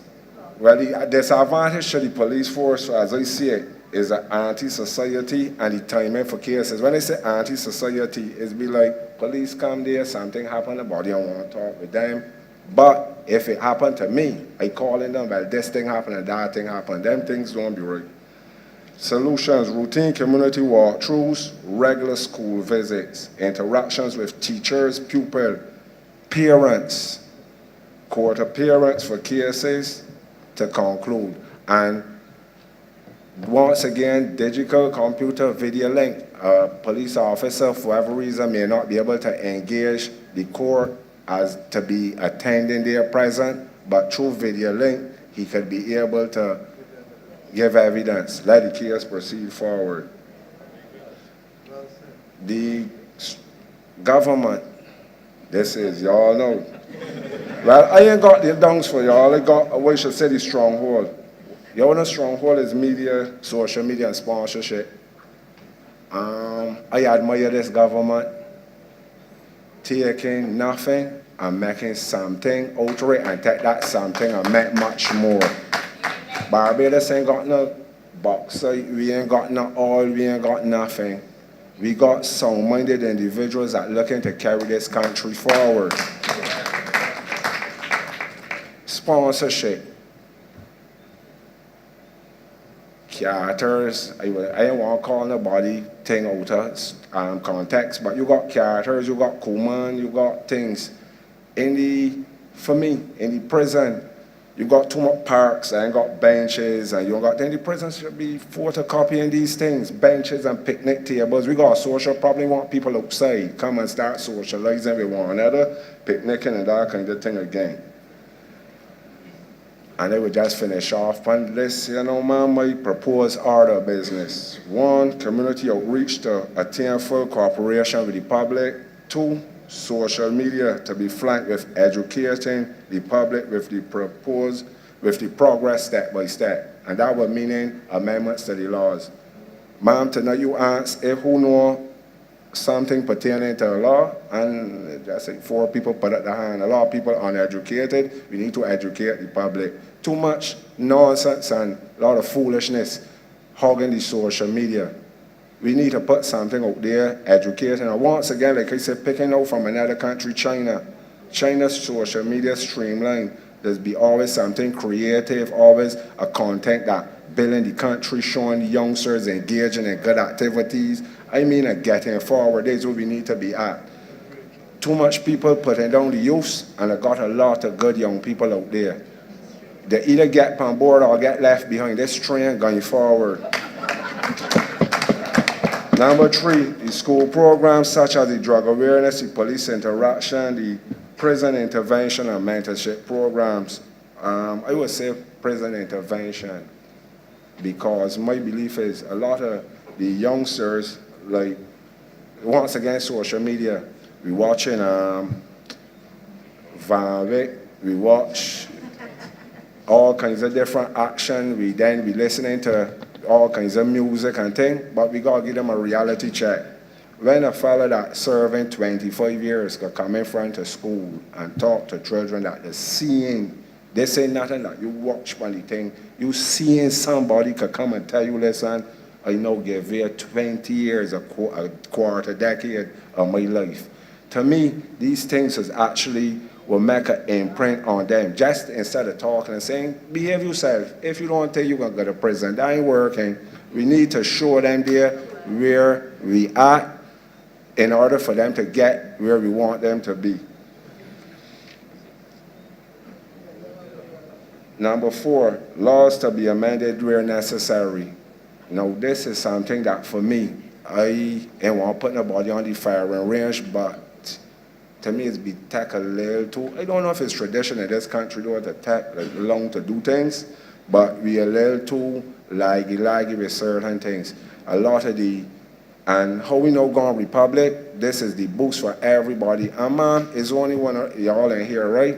And to me, like my thing is, if you can't beat them, join them. You should got more people, even if it's the opposition, come and give you a suggestion. Like you say, look, I don't want to work with that, or you can work with it, because I may bring something, you may say, look, you know, he got right here, though I may work with that there. Because we working for one thing. It ain't about you winning or I winning. We win. We for the children, we for the country, we win.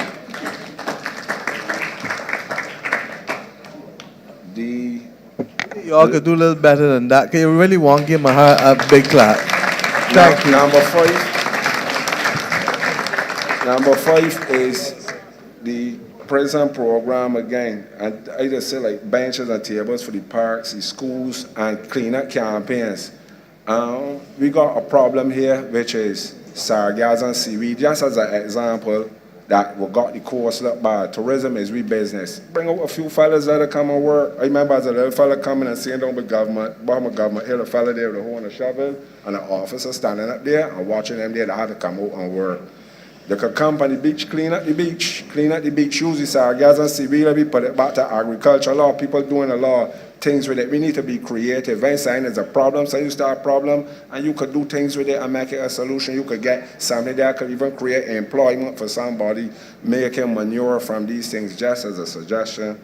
Again, I think that there is a program where the Ministry of Environment uses people to help clean the beaches. But I think the AG also will have to speak, because there are certain limitations to how you can use prison labor, as you know, and you have to compensate even when you do that. Now, right now, the compensation is very small as well, too. So there's some issues that we have to confront. But you're absolutely correct. The Criminal Justice Reform AG, I'm going to let Corey first speak, then Kirk, and then the AG generally on the update on the criminal justice reform. We've had 2 major sessions for the year, and his draftsmen and different people I know have been working hard. And I know that Minister Abrams has also brought a paper for us to look at the corrections department and to start to get the legislation going. The truth is that I left that draft there long time ago there too. So we need to be able to move on a number of those things. But is there anything else you want before you wrap up? Because I know we have a lot of others coming. I can wrap up shortly. Right. Prison upgrade for additional tradesmen. Relief for prisoners who relieve from prison. To me, we got a shortage of labor. Let me put skills. Let me deal with it. We need carpenters, we need plumbers, we need toilers, we need masons. Let the men work. That when a fella come out, because some of the fella may come out and get 9 CXCs. Who gonna hire him? You leave a reality. When he come out, you should be able to say, well, look, right now, William Structural got a job for me. Yeah, you know that 2 months in advance before you leave prison. Them got work for me. I got a job. Furthermore, if you got a little problem with housing, you could pay your rent, because it's all about money. Nobody ain't giving you nothing. Like you said, Madam Prime Minister, you're working for your keep.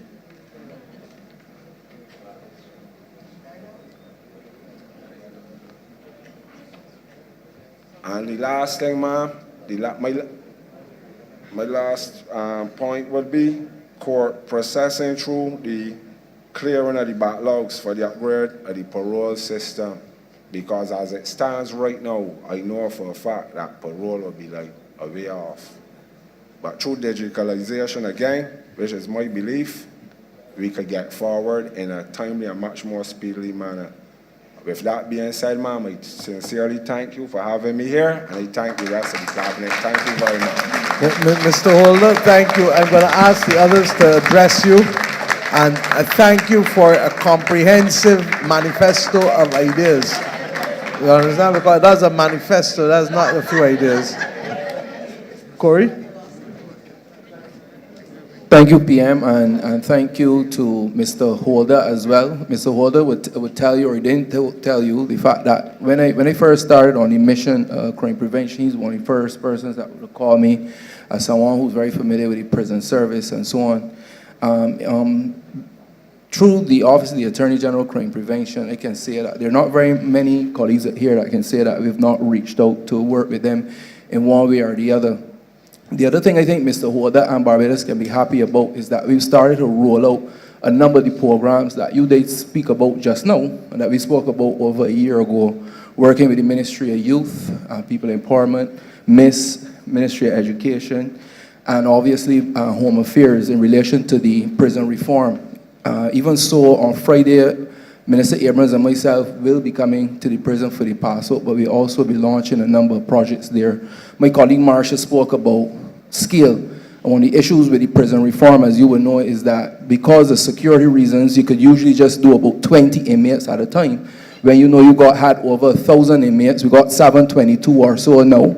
But the fact is, we put in some teaching aids, some televisions and so on, so that we can do the same NTIs on the block. So we don't need officers to do 20 at a time, like we can do hundreds.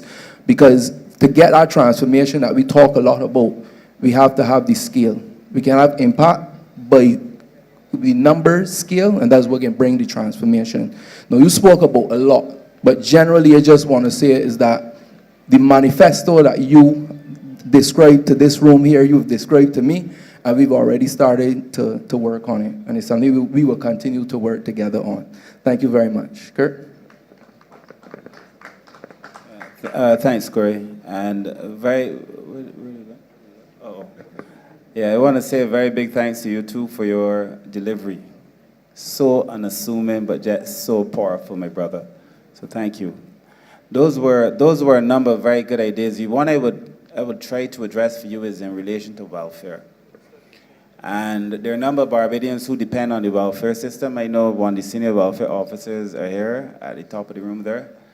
But I agree with you that we have to relook welfare.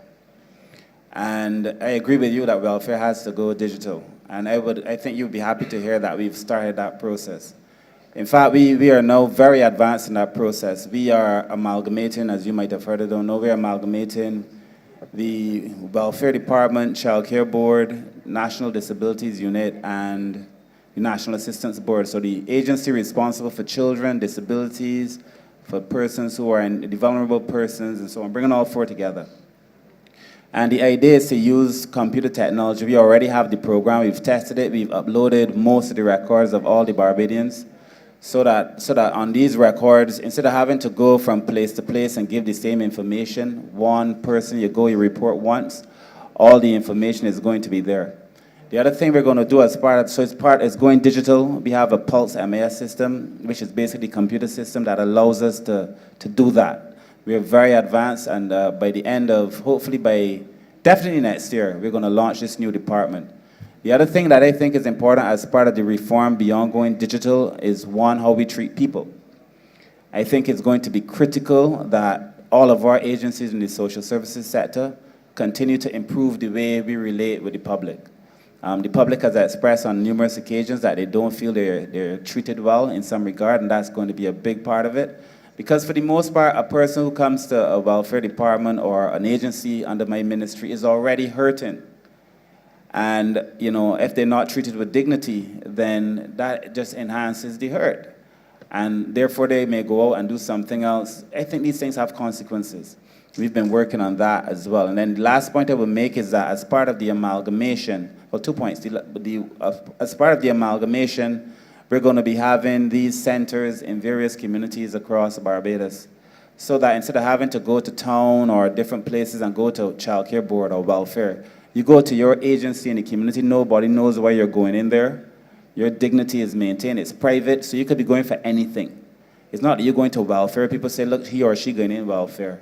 You're going to this agency, it could be for anything. And you know, you don't have to go to the one in your community, go anywhere. Once you show up, they have to treat to you.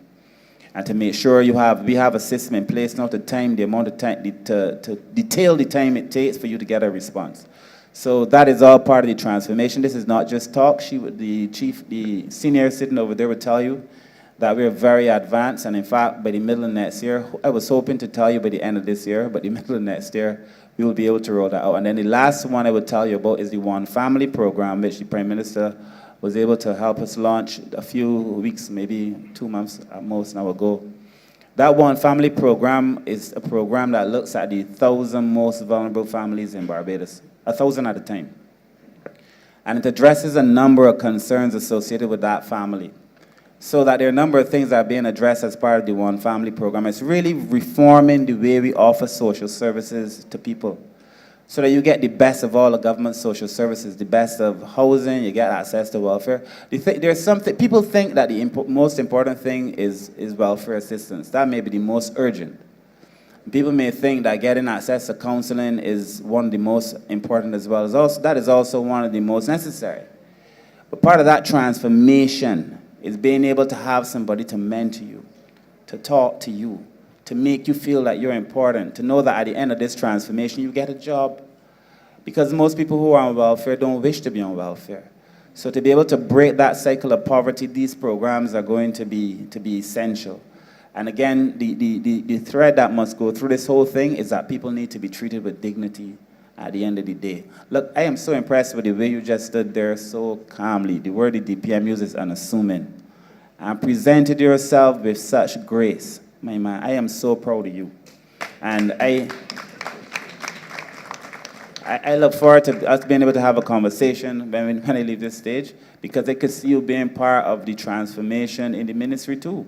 So let us talk about how you can help me and help this country. Thank you very much, brother.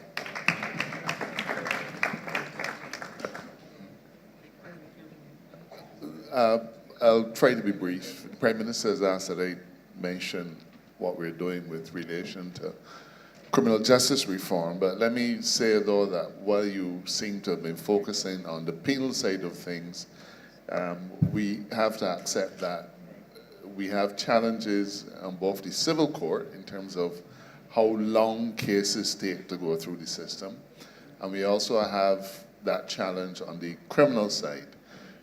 We began to tackle the court system overall by increasing the number of judges significantly.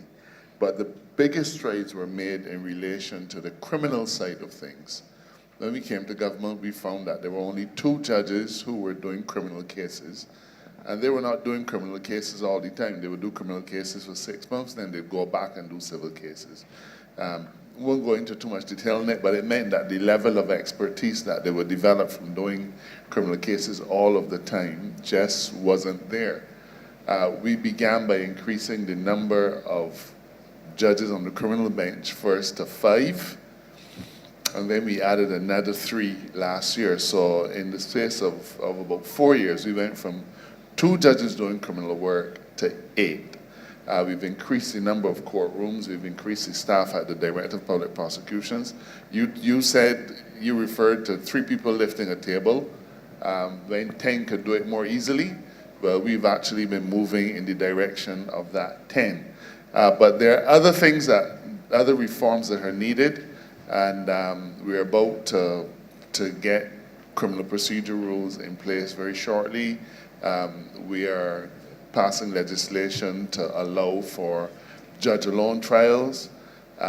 We are also going to be introducing plea bargaining legislation so that an individual can say, I'm guilty, I don't want to go through the court system. If you will agree to give me 3 years instead of 12, we have a deal.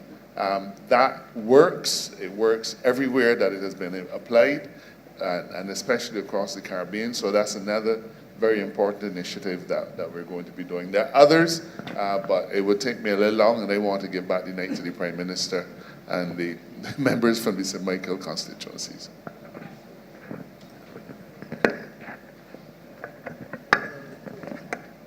Thank you very much. And we've had a very rich discussion on these issues. There's a lot more that can be said, but I think we've said enough to let you know that what is happening. But as Kirk said, he wants to engage with you. And I'd like to invite you also to be able, on the penal system, to write the Minister of Home Affairs, Wilfred Abrams, and copy it to me and the AG so that we can also work with you on that. Thank you, my brother. Number 15. He was number 14. Number 15. Number 15.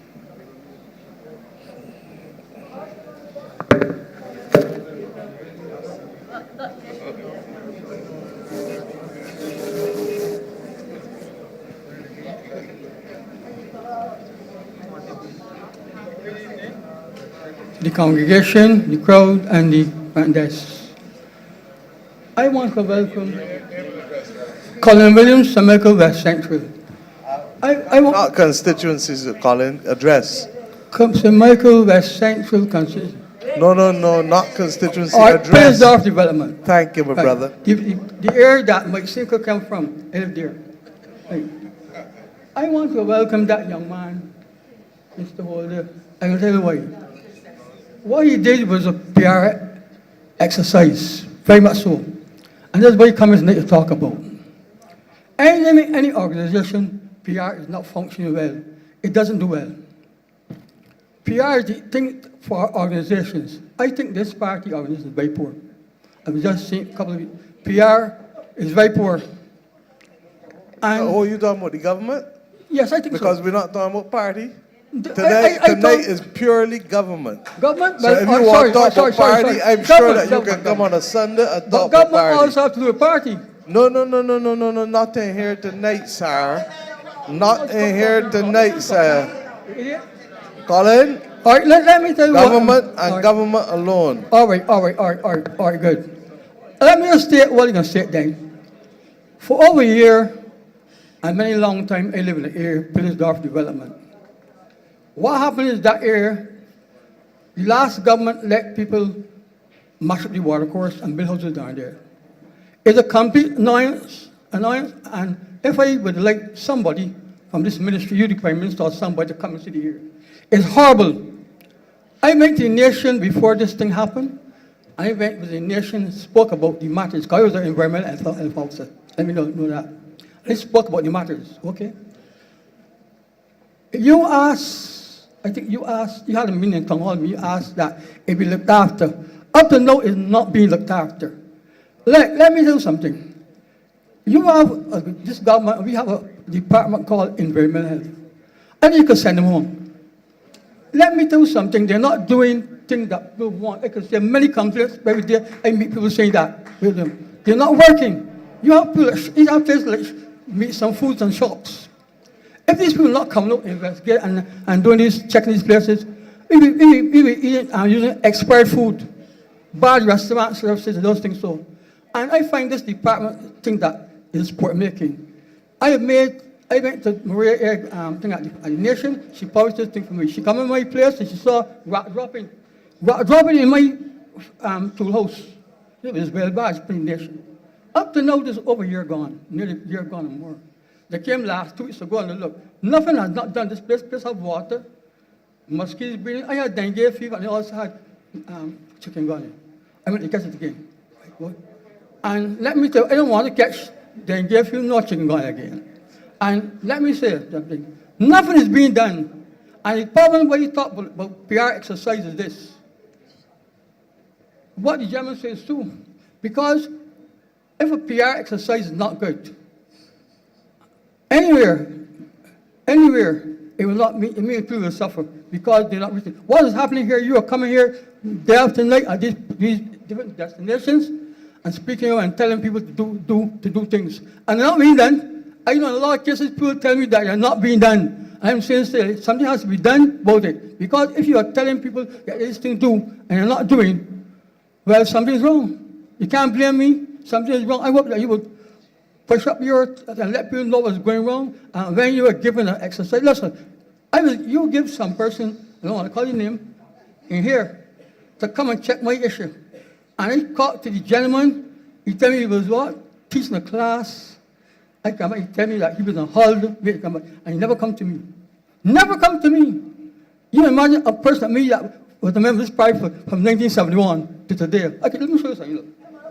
1971, no, look, a young fellow. I should be treated so bad. I should be treated so bad as a personal barbarist with that kind of way. It's horrible. Madam Prime Minister, I also want to congratulate you on you run this country and very fair.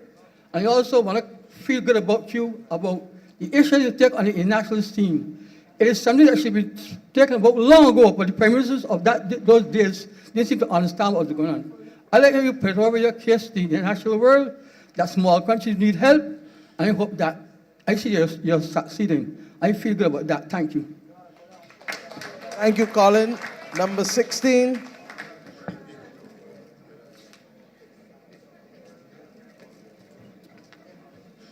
Hi, good night. My name is Romel Ward from KFL St. Michael. I know there's other more important topics here tonight, so I'm going to keep it short. In March last year, I submitted a proposal to the NCF for a grant to execute a project. I haven't received any response. I sent an email to Dr. Monroe Knight. After I sent that, let me say at the end of October, I received a call from the NCF. A gentleman, he called and apologized for the lateness in responding. And then he also asked me if I was still interested in doing the project. I said yes. And then he turned around and told me he's going to call me back by Monday.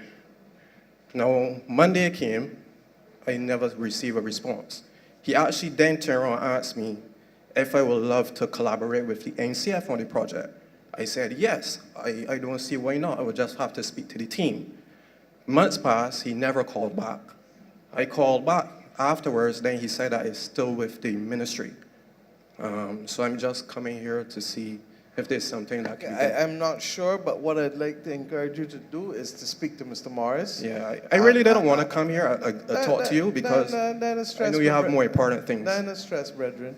So what we will do is check on it and give you an answer one way or the other as to where it is and what is likely to happen. Yeah, I raised it with Mr. Ishmael, and he took his time to speak to me and pass it on to the colleague again, but no update. And I'm glad that Minister Monroe Knight got somebody from the NCF to call, but we'll try and find out what is the status and why they haven't completed yet, and if they're in a position to go forward or not. Yeah, that was all I'm asking for, Mama. Yes or no is an update. I got you. All right, Thank you. All right, so speak to Roy. Thank you. Number 17.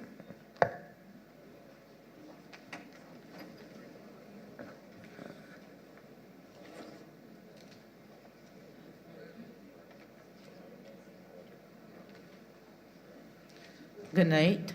I'm Antoinette Goddard from 11D Rosemont Deacons Road, St. Michael Northwest.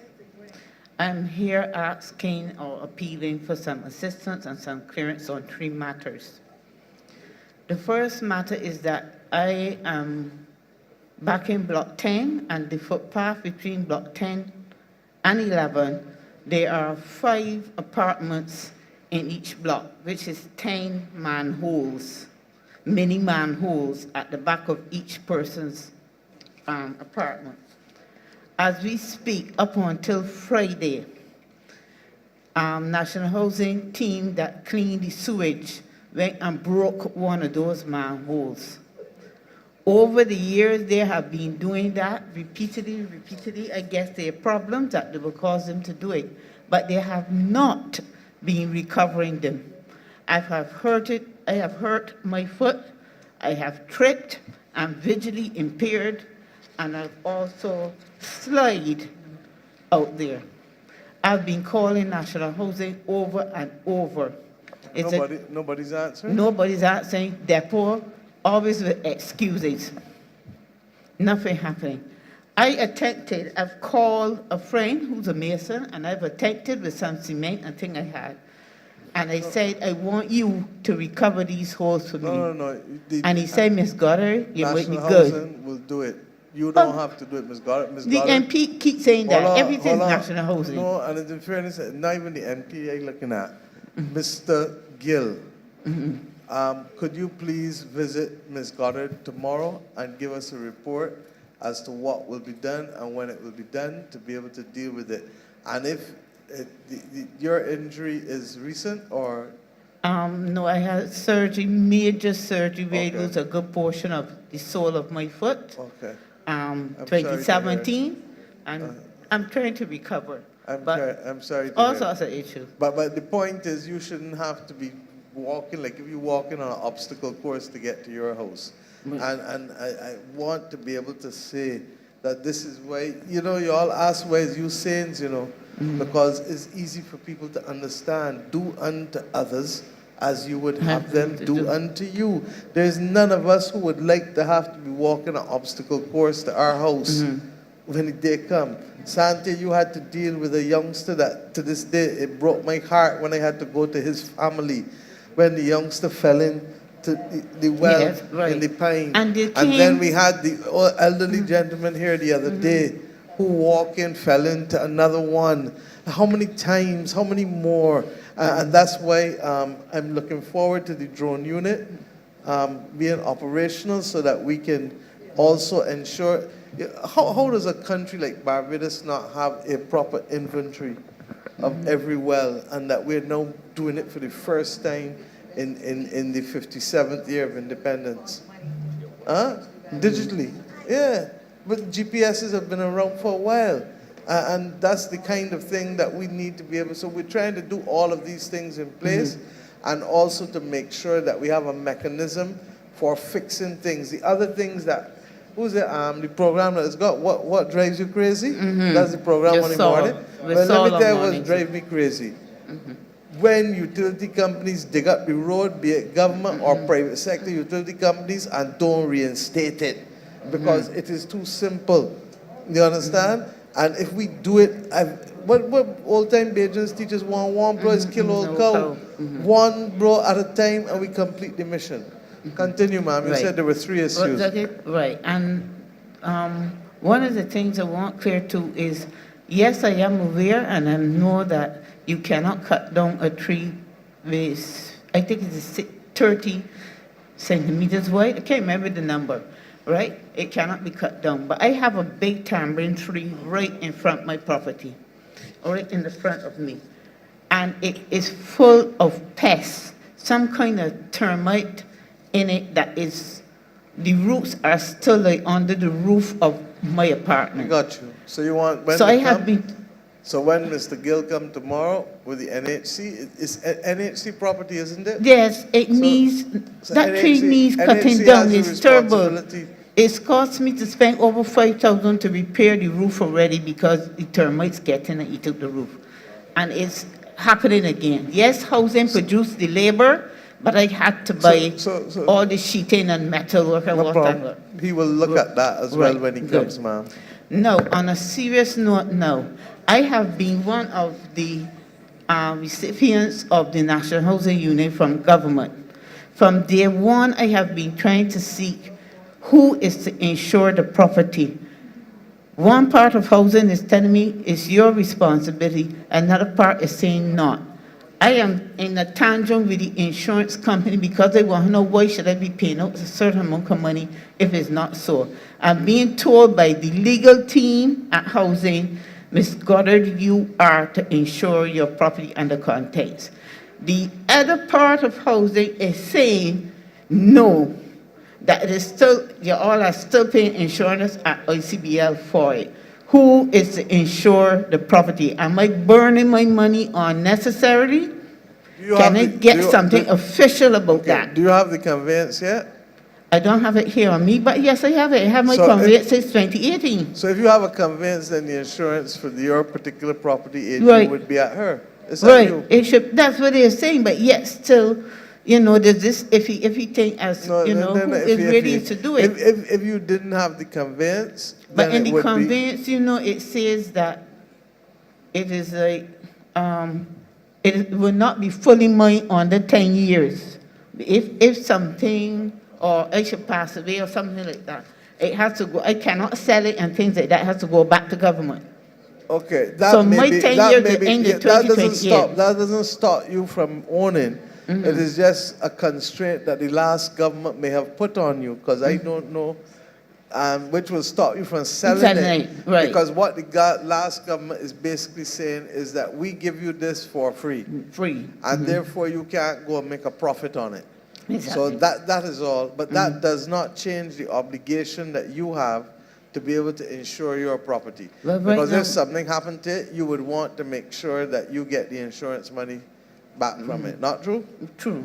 But Okay? right now is a big debate between the tenants and whatever, because a whole lot of us have not insured it and only did the contents because that's what we were told. With ownership comes responsibility. Exactly. Mercifully, most of your properties will be under the $300,000 limit, so you won't be paying land taxes in any serious way. Your land tax will be zero. Yes. But once it goes, anybody over 300,000 will have to pay land tax.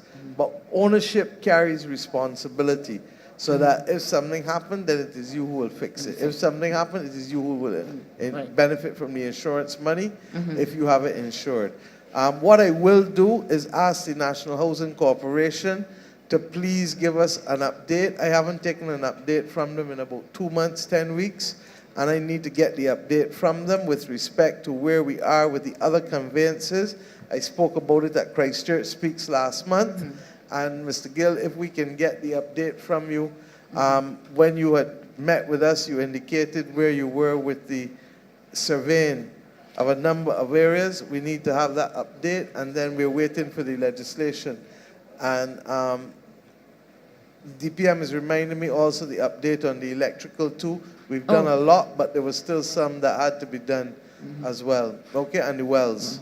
Now that you mentioned electrical, ma'am, my problem with housing and electrical, and I went to Facebook, all sorts of methods, and I get a quick response after I put it on Facebook, and they came, but they bore big holes and left some holes in the property. I've asked my MP, seeing that he's under construction, advise me as to what can I do to patch these holes, and he said me that's National Housing's response. Yeah, National The technicians. The National Housing left the holes? Yes, left the holes. Show Mr. Gill tomorrow. You Because understand? this, once again, they would In have had a addition- duty of care to you that wants to trouble it, for them to reinstate it. In addition to that, there are two plugs that keep tripping all the time. And the one in the kitchen and the one in the bathroom from day one to now is still flashing a red light. You could punch it back out. Once again, But one of it's the a trick. programs that this government put in place, and we've spent millions of dollars to do the electrical upgrades at national housing units. We've not finished all because obviously COVID came and slowed down the pace, but we have spent millions of dollars doing electrical upgrade, and that's why you just heard me ask him about a status report on the electrical upgrades, on the covering of the wells, and indeed on the surveying, so that we can get the conveyances. You are one of the lucky ones who got your conveyance, but there are a lot of people who have not gotten their conveyance in spite of the commitment made in 2008. Okay?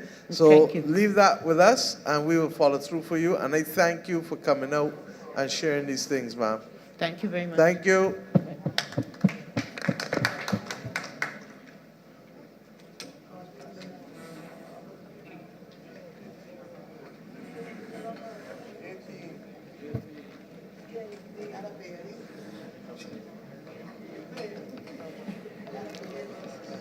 Madam Prime Minister, other ministers and members of Parliament, Horace Bailey is my name, and I live in St. Michael Northwest. I feel like leaving this address. St. Michael Northwest. Not constituency, address. Fernie Hurst. Fernie Hurst. Thank you. I feel like leaving this mic there and I'll go back through the door, because what I came here about, that lady just spoke about. Madam Prime Minister, I lived in a house there for almost 30 years. I was told by one set of people that don't pay no more rent. I was told by another set of people, everything is okay. If I die tomorrow, I don't know if I have a home or not. Over 30 years. In that house. And now I speak. Horace, they say you're going to heaven. Hello? They say your home will be in heaven when you die tomorrow. Now I speak about that. Yeah, and all jokes aside, this is a serious issue, because the promise was made for the conveyances. And this is one, it's okay, political parties, governments make promises. The truth is that when they made the promise, all the rent stopped paying too. So you effectively bankrupted the National Housing Corporation with that one announcement. Okay? We are trying to make wrong things right.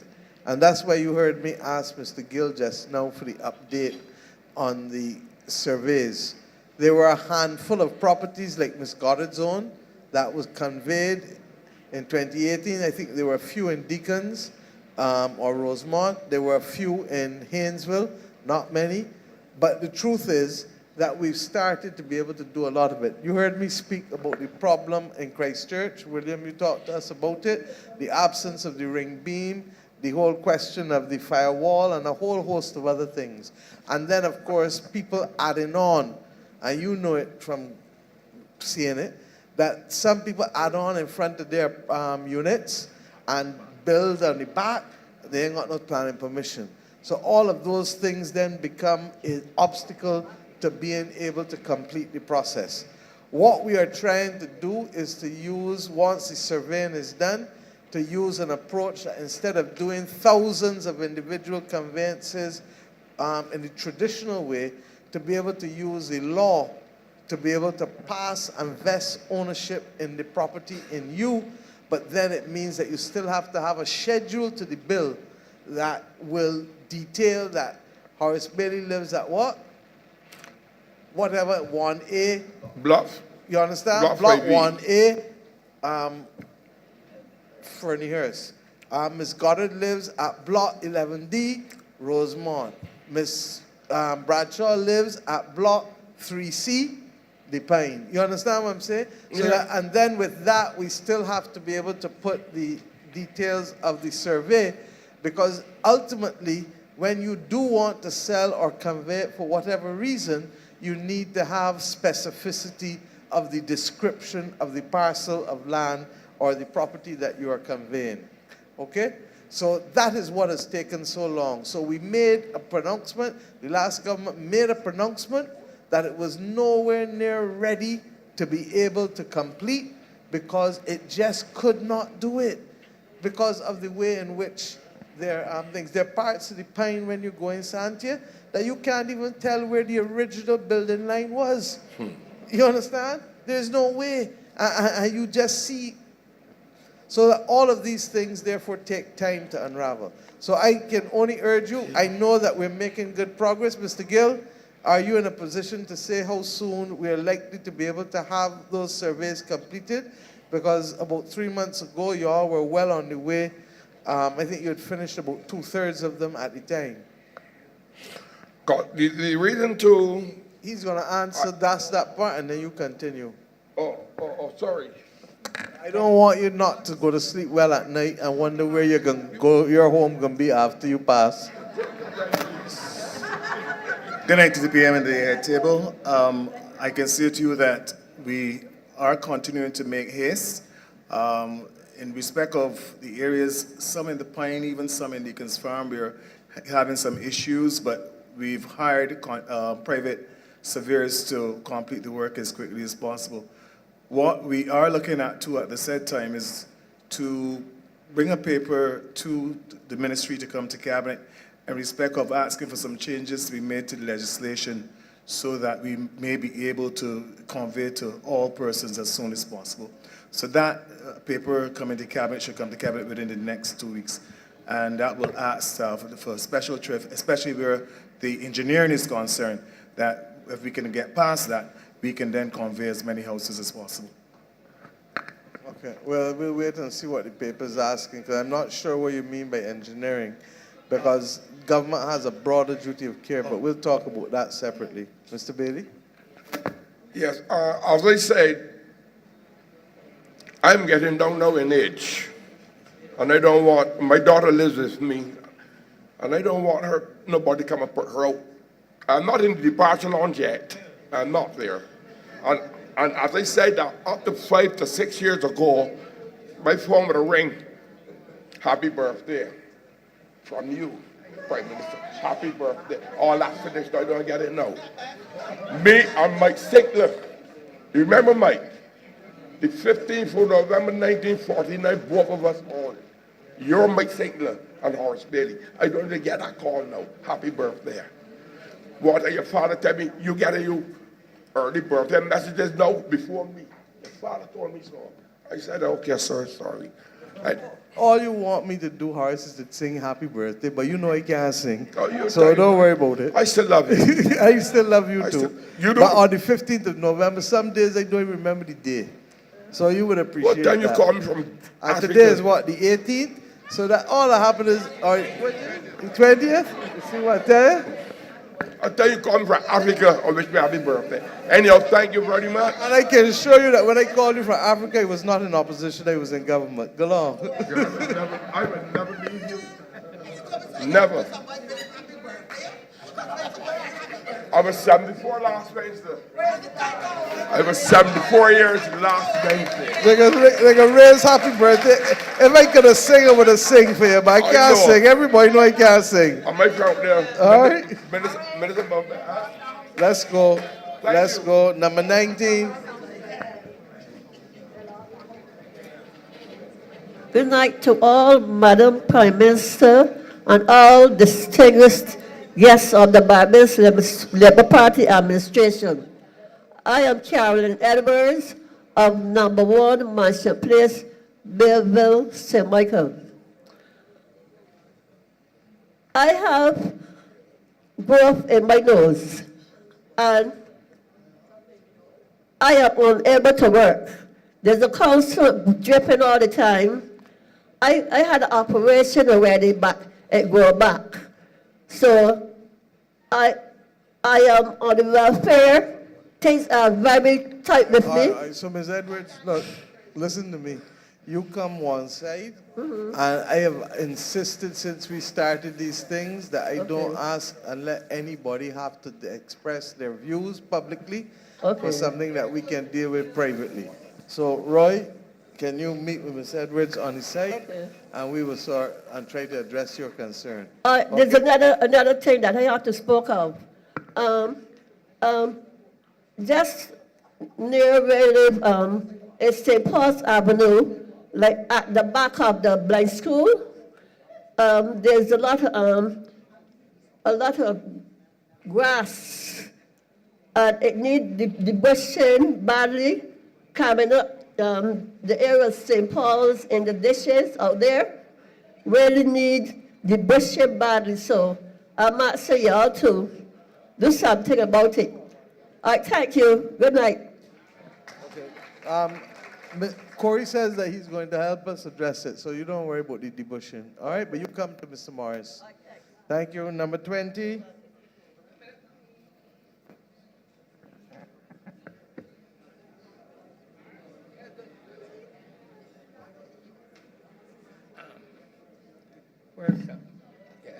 Good night. Good night, Prime Minister.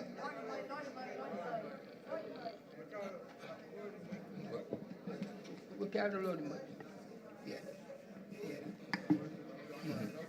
Yeah. Good night, Prime Minister, Deputy Prime Minister, and all MPs in your party. My name is Richard Harper, First Avenue Gazette. I came here tonight not to go over things I heard before, but just to make myself adore. First, let me congratulate you, Prime Minister, on this COVID thing. I did frightened for those last 3 years, but I like how you fight it. I like how you carry this country. I like how you do it. You understand? I like how you take the country. Right through. Thank you, sir. I was feel for you. I was feel for you. Because when the day, when it the dark day, and all this thing that coming down, God bless you and your cabinets and all your endeavors. God bless you. Now, first let me say, as I said, I live on First Avenue, the Fairfield Crossroad, don't want to go back over it again. They have a pretty shop out there now near the yellow shop. But the big, well, you want to work, dig up and things to fix it. But when the rain comes down now, the water spanner and all up on the shop step, the man can't make no money. I go come the road and see, but you understand, to get into the shop. And it's real bad. I would like, even if the minister that she come to be able to get one of the big fellas to do it. One of the, we got some fellas here too. One of the boys that got a little tractor and a thing, one of the gentlemen that got a little tractor and a little bulldozer. Give here a 5 cent to for Christmas. You understand? Get one, let to do something. Now, the next thing, one more thing. I want to thank my MP, Mr. Goodenedgel, and I would like you, please, to put a chip on his shoulder. To put a chip on his shoulder. He works real hard, even though we got to be out. Just like you, he still come back and try to visit his vicinity. He still come back every evening and try to walk the consistency. And I want to thank him for that. He tried to keep everything for him. Now, the last thing now, Prime Minister. I hear last week, the MP for St. Thomas, Miss Ford, a very nice lady. I hear she talk about Allen View. Now, you see, a fellow live there in Brandon, or live there in Gazette saying all about Allen View now. They won't know Allen View. But I work at Walt Spring Plantation, I could talk about Allen View, because I haul canes from there. And I would like those people to get some help. They just can't fly. I would ask, like the Minister of Land and Housing, she's saying 40 acres, to put them people that to develop. I know them feel, they're right there upon the thing, They're right there on the top of the cave, and they can't do nothing, please. We down here don't know them people up there. They are suffering. The minister's right water coming in my eyes. I want to thank you all very much. And Prime Minister, let me tell you, you had put Barbados at top of the world. I want to thank you very much. Thank you. As I said, it's the whole team, but thank you for your comments. Number 21.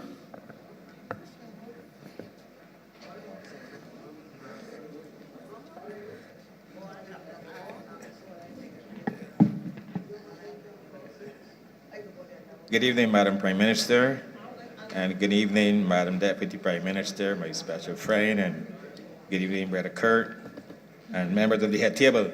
I'm Cecil Ford from Reese Road, Flagstaff. I want to bring 3 issues to you. One of them, there are 2 wells, one close to the bottom of Flagstaff Road, and the other one right at the entrance to one of my gates.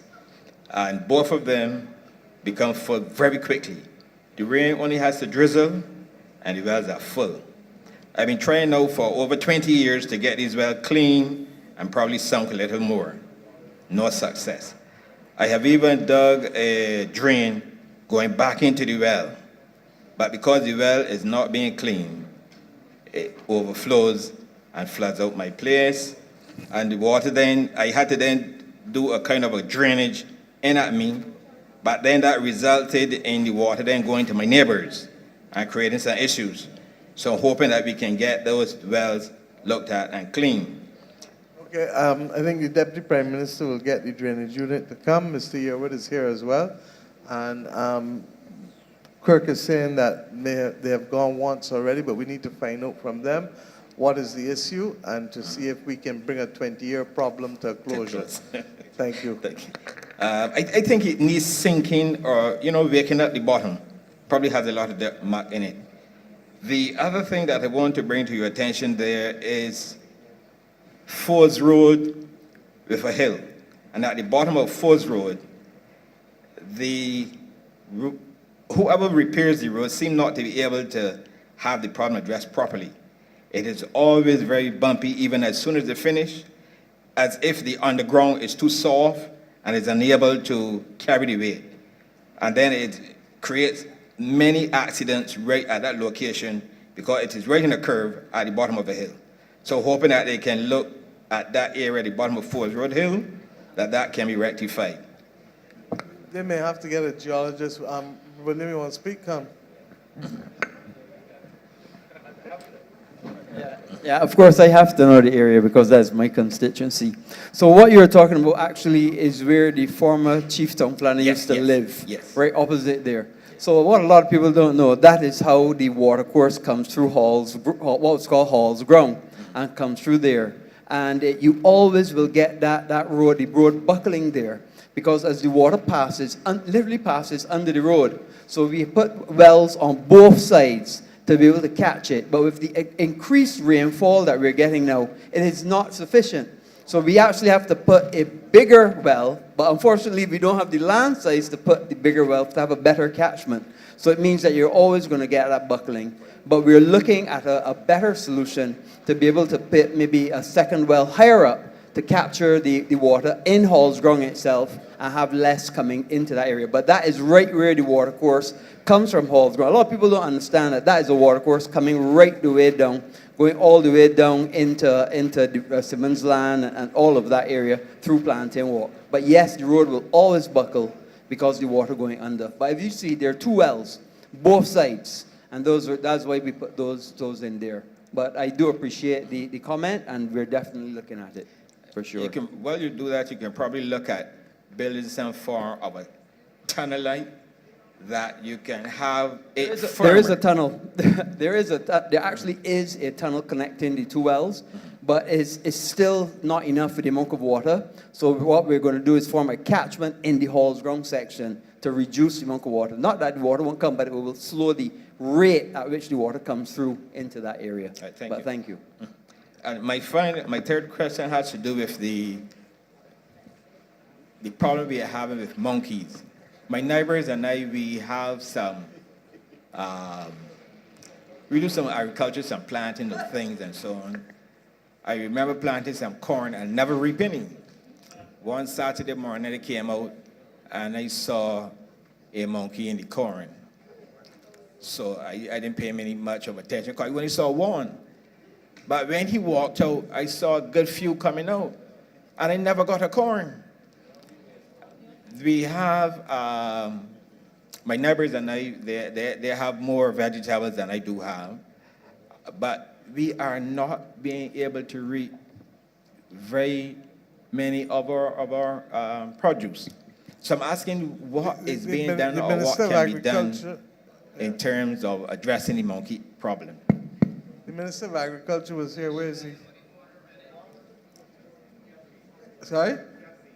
He just left? Oh, I didn't know the meeting had finished.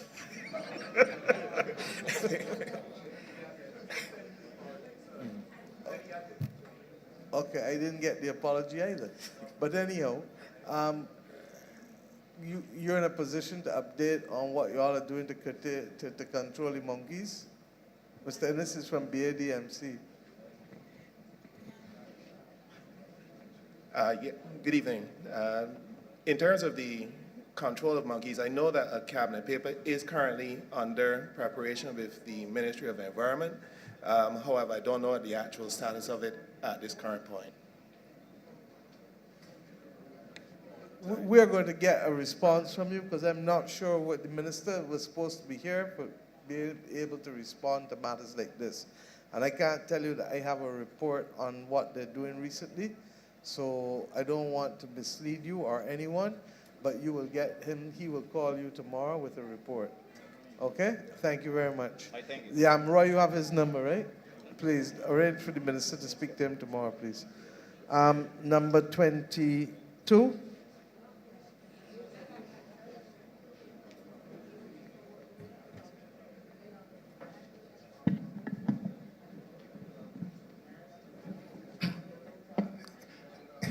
Good night.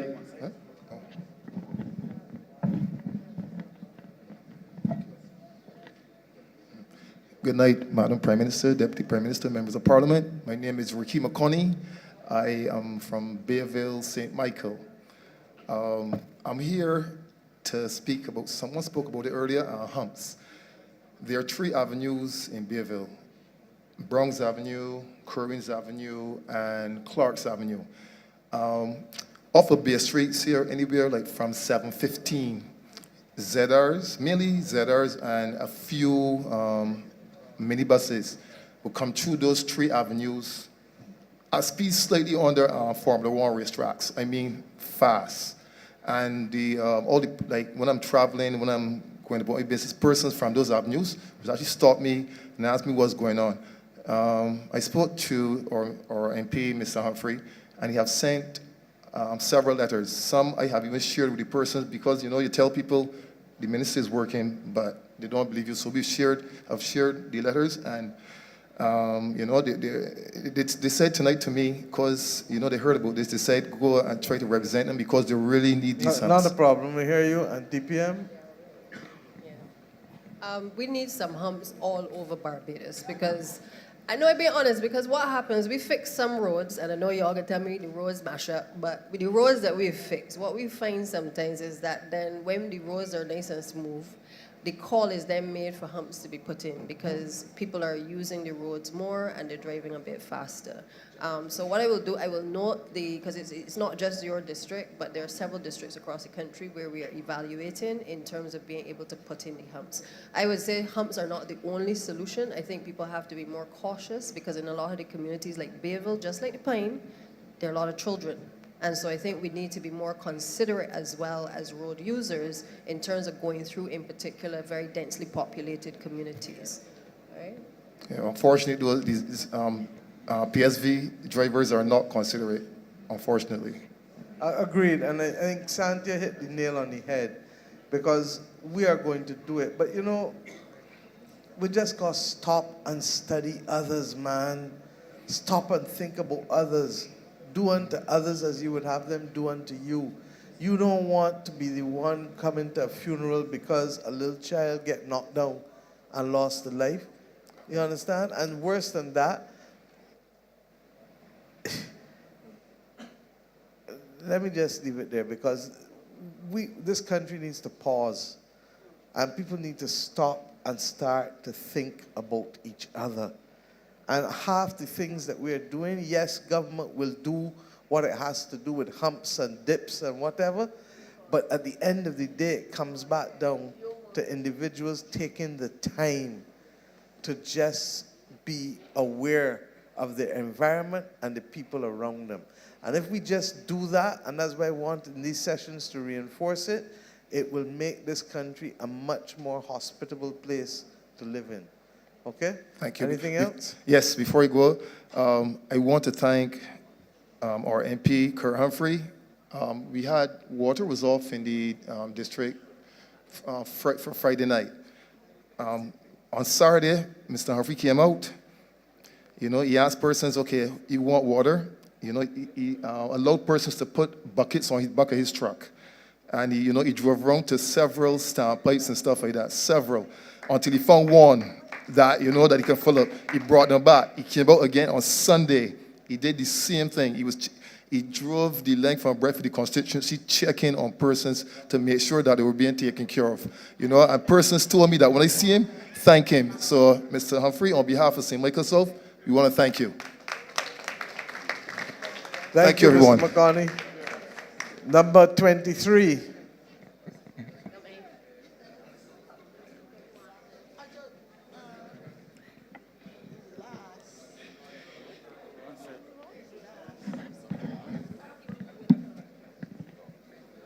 Good night, Madam President, Deputy Prime Minister, ministers. President up at State House, though. Whoa. Give us Madam your Prime name. Minister, I'm sorry. Give us your name. Yes, my name is Rhonda Walcott. I live in 45 New Orleans Land, Bashal, St. Michael's. I'm here to speak about 3 things. Number 1, the roads leading off Bashal Yard Gap. First, Bashal Yard Gap was done last year, I think. Now, with all the rain, where the descent in the road, there's a big hole that coming down from Pioneer Road, there's a big hole there, right? Allen Land, KC1, like Allen Land, Parade Road, Ruby Road, Ocean View, Perfection Road, Accommodation Road, all those roads out there needs fixing very badly. KC2, Syndicate Road, Pioneer Road, Civilian Road, Bushall, Civilian Road, Spooners Hill. All those roads, Ms. Montley, is in very bad conditions. And all will be done eventually. But let me be clear. Month by month, other than the month of December, what have I had to say to the people of this country? We started with a deficit. In other words, we started with enough roads that needed to be done. Yeah? And that was because roads had not been done for a while, because the country didn't have no money to do none. Correct? Correct? I'm listening. But you only listening, or you seeing because you ain't know what's going on? No, I know what's going on. I'm Exactly. listening.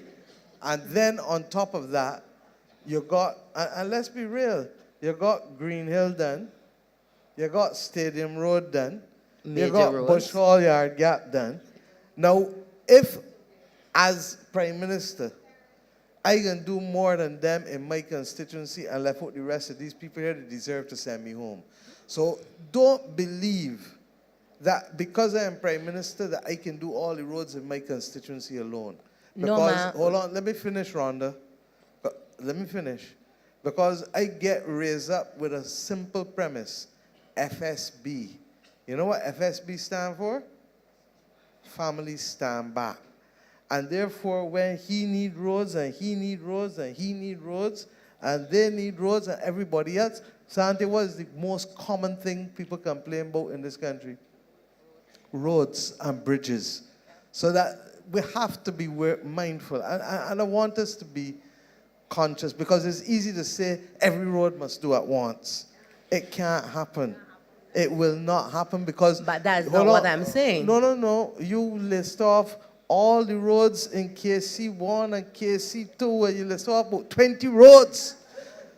Now tell me how I can do them 20 roads before the people in St. Thomas get a road. Huh? Tell me how I can do them roads before the people who need the bridges. And I got a man walking about saying that we propping up bridges with a cable or a wire when it was a utility cable. So all I'm using the opportunity, and I can stand and salute you for giving me the chance too, because whenever done, this country requires works across the entire country. Now here's the problem. Not only did we come in with a deficit, but we also came in with a climate crisis. So how many people see potholes come in the last 6 weeks that wasn't there 6 weeks ago?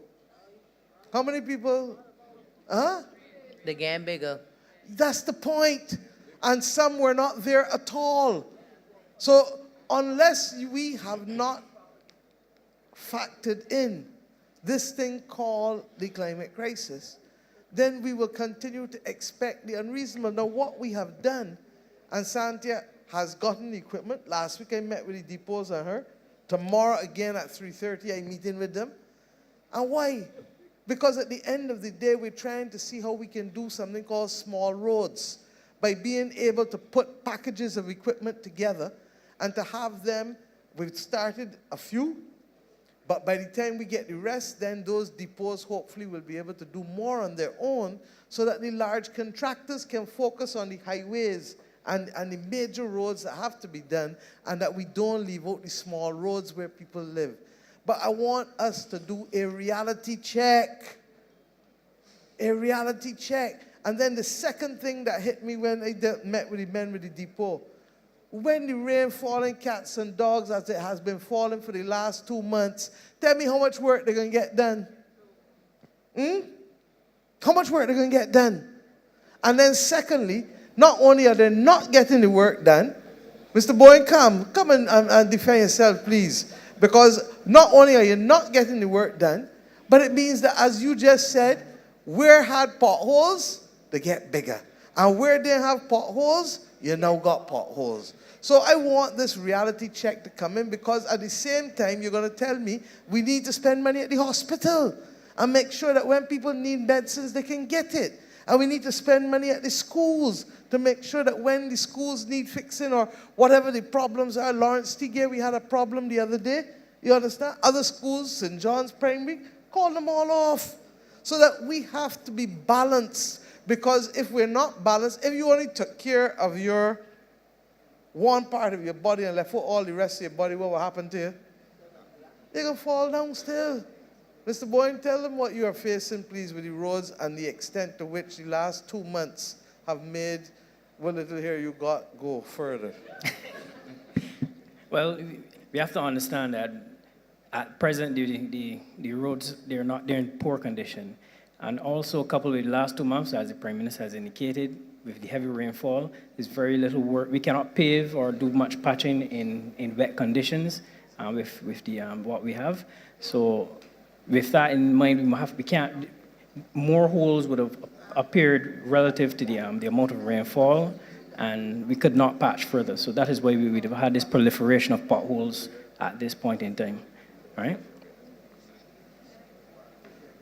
Yes. Okay. Well, you know, right there in the descent, it floods. And the person who knows that best is Mr. Yearwood. Mr. Yearwood, come and talk about the descent that is well known to you. And you, I know why it's well known to and I Mr. feed the 2 Yearwood. wells who need cleaning. I don't want to tell the world why it is well known to Mr. Yearwood. Good night. Good night. I'm sure you know Rhonda well too. Yes, she said it was you. It floods and then it goes off. And the same thing happened years ago. But in that interim, we have dug, in fact, we've deepened the wells on the Perfection Road and the same well. So what's changed is the intensity of rainfall. We're looking at the Moraine watershed approach, where there's some wells on the stadium, which is the south, it's off the stadium development site, but on the same lands, to do additional work, because we have to get water upstream. There are wells on the stadium complex. We talked about the stadium project recently. We have asked them to keep those wells and to make the improvement to get the water off.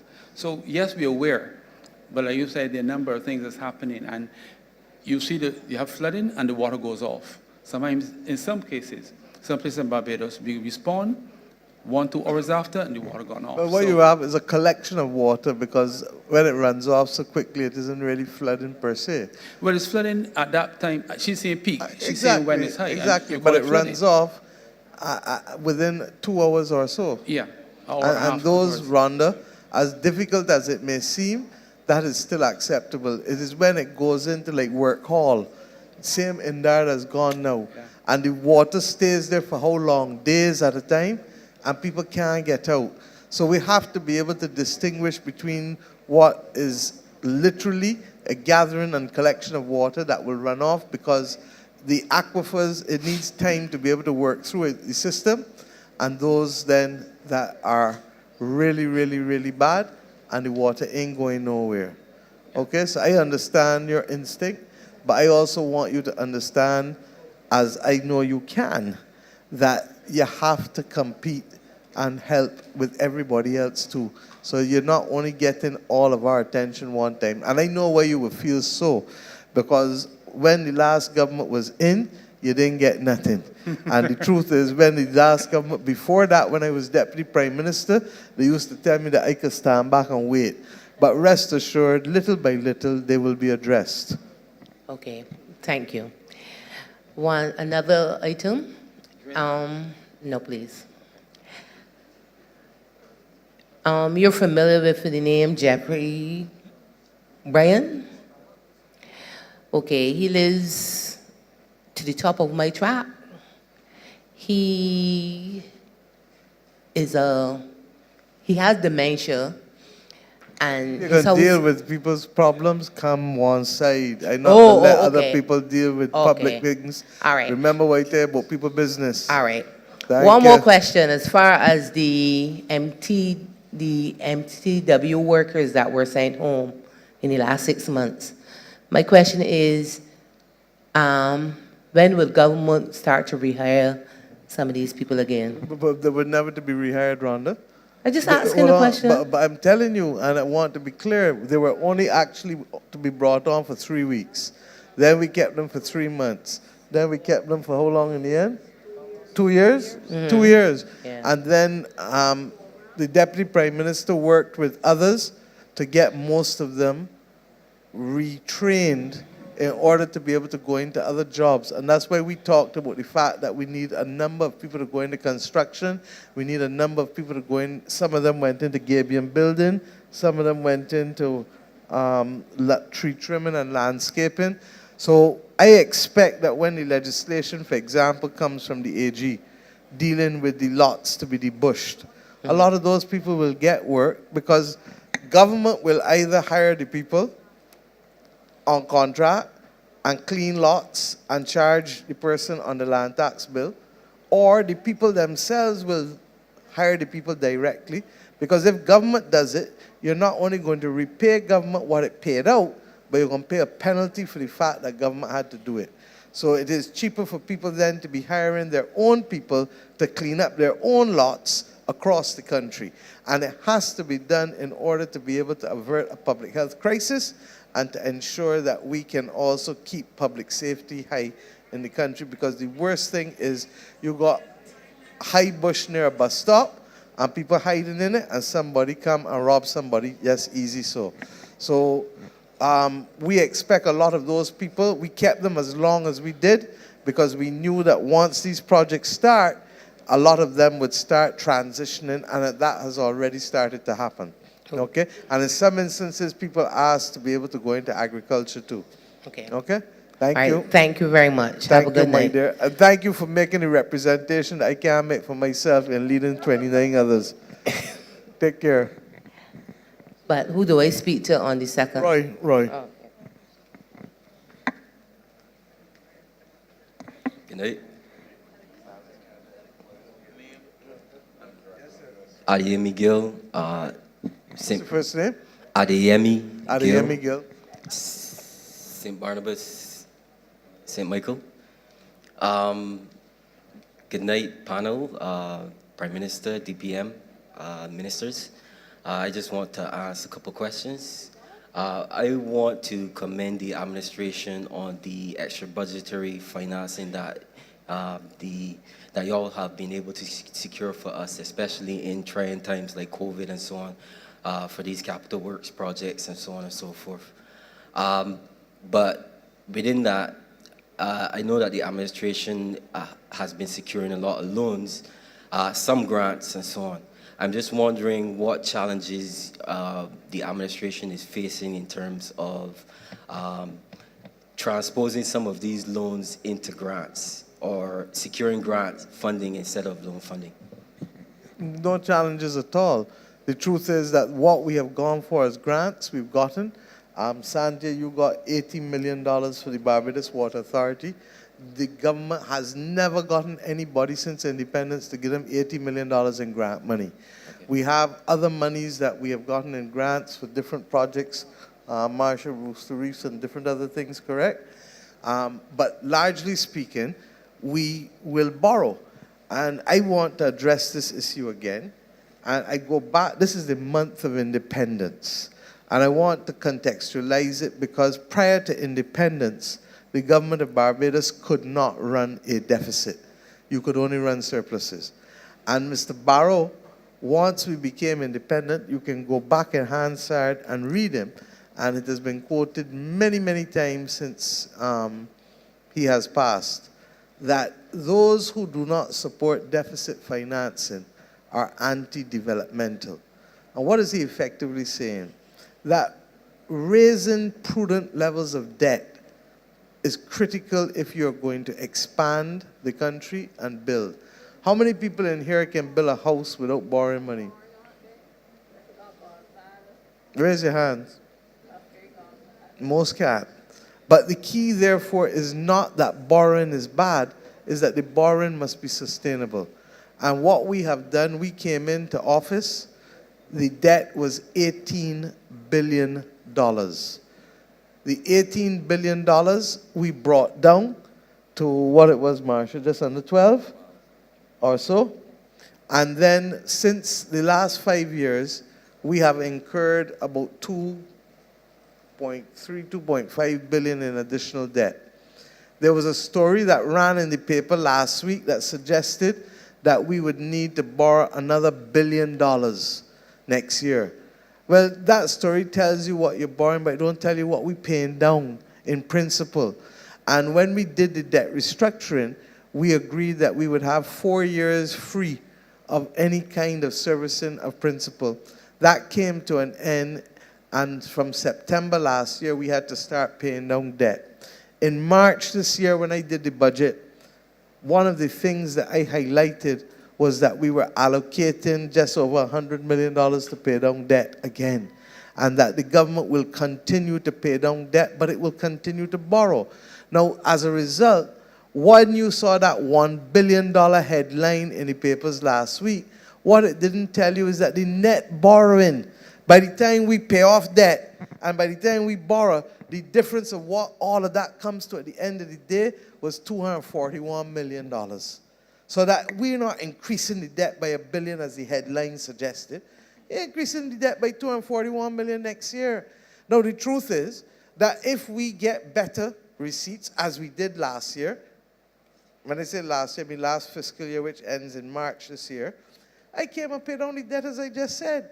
So that, like anybody else, mistress, I got a little extra money today. I normally would pay $100 a month. I won't pay $200 this month, because I don't know when I will get it again, but I'm going to pay it down a little extra this month. And that's exactly how we've been approaching it. What have we borrowed for? You can see, you got buses. Sanitation got a full fleet of trucks. Accident and emergency, if we didn't build that new accident and emergency, then we would have been going in the old casualty and the whole of the hospital would have run away with COVID. Because once you had to do the density spacing, what do you call it, social distancing, then all of a sudden it would have meant that casualty would not have held anybody. We have literally been responsible in showing what we have borrowed the money for. But by the same token, we have also gone out, and because of the climate crisis and because of the advocacy that we have been able to bring to climate issues, we have been able to go to the Green Climate Fund, and we've been able to go to other foundations and to make a case for us to get grants. Why? Because we didn't start the climate crisis. But when we have to borrow money to fight the consequences of the climate crisis, borrow money to fix the potholes that Rhonda just talked about, then what we are doing is crowding out the space that we have to be able to borrow money to do other things in healthcare, to borrow money to do other things in other areas. Now, the truth is that because we've been able to manage the economy well, and because people have confidence in what we have been able to do, we've been able to do some creative things too. So, we knew, and Carla, you're here still, that we needed to be able to protect the marine environment, correct? So last year, we went and bought back $150 million of our debt, and with the help of the Inter-American Development Bank and Nature Conservancy, instead of paying interest at X rate, we were able to pay interest at X minus Y, which meant that the $50 to $60 million US that is being saved over a 15-year period would now go to establish, and Kurt, you started a lot of that work when you were Minister of the Blue Economy, that money can now go to establish a framework for the Marine Conservation Trust to be able to protect Barbados' coastal waters. This year, we are dealing with the South Coast Sewage Treatment Plant. And as you know, that was never a tertiary treatment plant. It was really just a separator of solids, and you push the liquids into the outflow, into the water. We've said no. We're going to buy back a certain amount of our debt, and last week in Europe, before last in Europe, I was able to meet with the European Union's commissioner, and they have agreed, along with the European Investment Bank, the Inter-American Development Bank, and the Green Climate Fund, that we should be able to do a similar debt for climate swap. Last year was debt for nature, this one is debt for climate. And that the interest savings will be able to build out a new tertiary treatment plant for the South Coast where we treat the sewage, the water, and then we take the water and put it back to replenish the aquifers and to help water the crops. Now, there are some people in this country who want to use scare tactics to be able to tell people that we are using jobby water. You understand? And that is what we are giving people. And I want to call them out now, because I am not going to agree that they're going to get away with effectively trying to panic people and cause people to become fearful purely because they want to be able to elevate themselves politically and don't know how to go about and canvass from house to house and get people to like them. So that the only way they will elevate themselves is by telling a lot of lies and having scare tactics. Well, let's meet toe to toe, because the water that's going in the ground now is not treated. The water that will come from the treatment plant when Sante finishes building it will be treated. So which is cleaner? Which is cleaner? The water that will be treated. And that the water that is going now to water the vegetables and the provisions is not treated. So that when you take treated water and then do it, which is cleaner? But we have come to the belief in this country that the handful of people who can't get people to otherwise support them and want to walk around and follow them now believe that the best way to do it is by going on social media and lambasting people, telling lies. One called me a child abuser, a man that does not even know how to pronounce my name. Can't pronounce my name. Does not know whether Barbados is a republic, a commonwealth country, independent, or anything. And then what is worse, you have people who pretend to love this country and who find it acceptable to sit down and have others make these comments in their presence, and not one of them opens their mouth to say, it is not true, I am disassociating myself. How many times have you been in conversations and you have heard people say things that are wrong, and you say to them, not me, I am not getting into that, that is wrong. Because that is how we were raised. But when we have people now trying to scare people on every tactic, and who are the same people? The same man that they brought on the program is a man that went in California and disrupted meetings with Congresswoman Maxine Waters. This is a woman who is 80-something years old and has served with distinction in the Congress of the United States. And he starts off his comments by saying, oh, we come in and help deal with them. I went in and dealt with them in Cayman Islands. If you are going to come about here to destabilize this country, well, then the government will meet you toe to toe. Because it is wrong. We have not sent anybody in anybody else's country to undermine them. And last time I checked, Mr. Speaker, those things are almost what? Treasonous? So let us be very clear on these things. But we've gone far and wide from where you started, sir. Okay. I would have toured the tertiary treatment plant at Coverley. So I buttress what you're saying, and they're using the treated water for toilet water refresh, for lawn care, landscaping and so on. My second question, in terms of public domain data, information, what is the policy in terms of getting data from government organizations? Who owns the data? Is it private? Is it public? And how to get over some of the hurdles in terms of getting large sums of data to do research or any work, especially if I'm not coming from a research institution like a university. Yeah, I can't tell you offhand. Depends on which department it is. Some data is sensitive, some is not sensitive. I know that there are a number of government departments that share data with people willingly. So it really depends on which one you're looking for. And I would suggest that you speak with Roy and let us find out and let us see where we are. But once it is public data for research, the government has an interest in the research being done. And in fact, that is one of the things that we have pushed across the board, because research leads often to industry, and industry leads to economic opportunities. Sure. Final question. In terms of, non-solicited proposals, how is the administration proposing to deal with those going forward, especially if there are no RFPs available? And perhaps, let's say I have a bespoke system that I could bring to one of the ministries or so on. How would the administration go about dealing with unsolicited proposals? AG, you want to address this? The law is very clear now.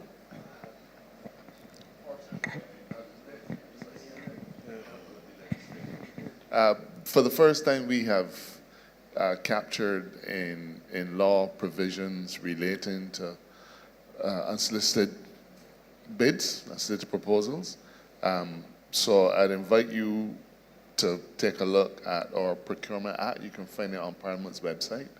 And then we can discuss it later on, but I can tell you that we wrestled with this from the time we came to government, because the problem with unsolicited proposals is the absence of transparency. And we've enshrined provisions in the legislation, but the specifics of it, I must tell you, are not in my head at this point in time. But please look at the Procurement Act, Public Procurement Act.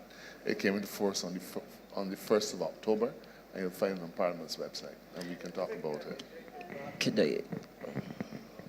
Effectively, because as the AG said, when the unsolicited proposals are lacking in transparency, it meant that we felt that we needed to capture it in legislation and create a transparent and level playing field for everybody. And the specific processes to be adhered with unsolicited proposals, where you go out to the public, but effectively the person who puts in the bid or who puts in the unsolicited proposal always has a preferential marking over the others, because it started with them.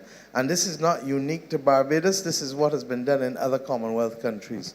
Okay? So my concern would have been in terms of protecting myself as a small business person, intellectual property, any ideas that perhaps... Yeah, I would be very surprised that you would put your intellectual property open-ended without knowing whether you can get a response or not. So I don't think that's where you want to go. And I suspect that others who you've been talking to will have told you not to do it.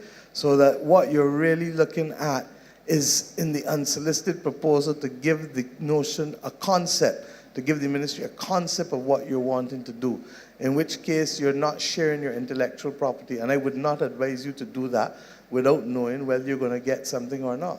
All right, thank you. That, in fairness, because people, I can't protect you then when it go on public.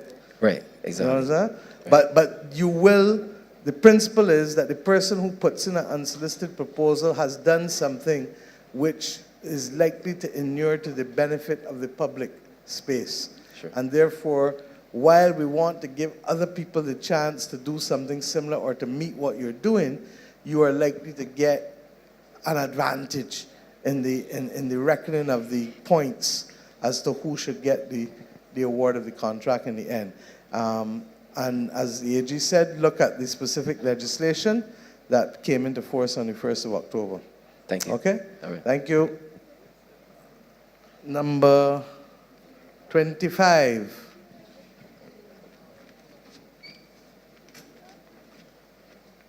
Finish at 26 because we have to allow persons to go home, and there's work tomorrow for the others. Thank you. Hi, good night, Madam Prime Minister. My name is Shanique Lynch, and I'm from Cleveland Development, Black Rock's Lynch. And I'm from Black Rock, Cleveland Development. Mr. Edgell is my MP. I know you spoke about furthering education for any person. The website that you was telling me about, that was the first time I have ever heard about it. So I need you to give it to GIS. Coursera, yeah, no problem. Ian will let you know, but there are 15,000 courses for free on Coursera that any Bajan can go and register for, and I want to urge people to use it. National Transformation Initiative, NTI. Okay. I'm a housekeeper, but that is not really my dream job. I have it because it supports exactly. And my question to you, Mr. MP Humphrey, it isn't that a person doesn't want a job. People want jobs. And you were talking about people, 10,000 people on the block and whatever. The people, the easiest thing is to go on the block for a man especially, but to go out and work is easy. You see, to fill out that application, they can't get it done because their education capacity is not there. If they see the name as big as this speaker, they don't know it. Some of them can't read, write, and spell. So you need to help them there. And they don't want to come and tell you that they can't read, write, and spell. They will prefer you to put on one side and say, well, I can't dance properly, as the old people will say. So they need help there. It's all right for, if you check, majority of the young people cut grass, which is the program you had, because majority of them can't read. So that is the easiest way to... It says the majority, but I accept that a fair amount exactly. can't read. A number more than we would have liked have gone through school Exactly. without coming out with the skills that they need to come out with. And that's why one of the things that we are looking at separately from the mainstream education transformation is adult education, so that we can give people a chance to get basic skills again. And I hope that, Corey, in your program, that's the literacy and the adult literacy is one of the things that Corey's program is going to deal with. But you're absolutely correct that even when it happens and they can't, they're not going to feel good about admitting it, especially in front of others. I have seen it. My last is for the young gentleman that spoke about changing the laws or when you pick up a paper and see that 217 or maybe 216-year-old take their life. I have a 16-year-old that attends Commonwealth, and when he comes home and speak about the things that happen at school, it hurts my heart. And some of these children cannot go home and tell the parent because the parent either tired from work or they just don't have it inside of them. So for a 17-year-old to go home and take the life is a sad thing. So I don't know if it's a program that you all could develop so that they could come to the community and ask some mothers to speak to them, because they have a lot of burden on them. I don't know. I'm going to ask Charles to come forward. Charles, you were doing an excellent program, I think, to treat to some of this as Minister of Youth Affairs, no? And to give people an opportunity to be able to vent off. You want to speak?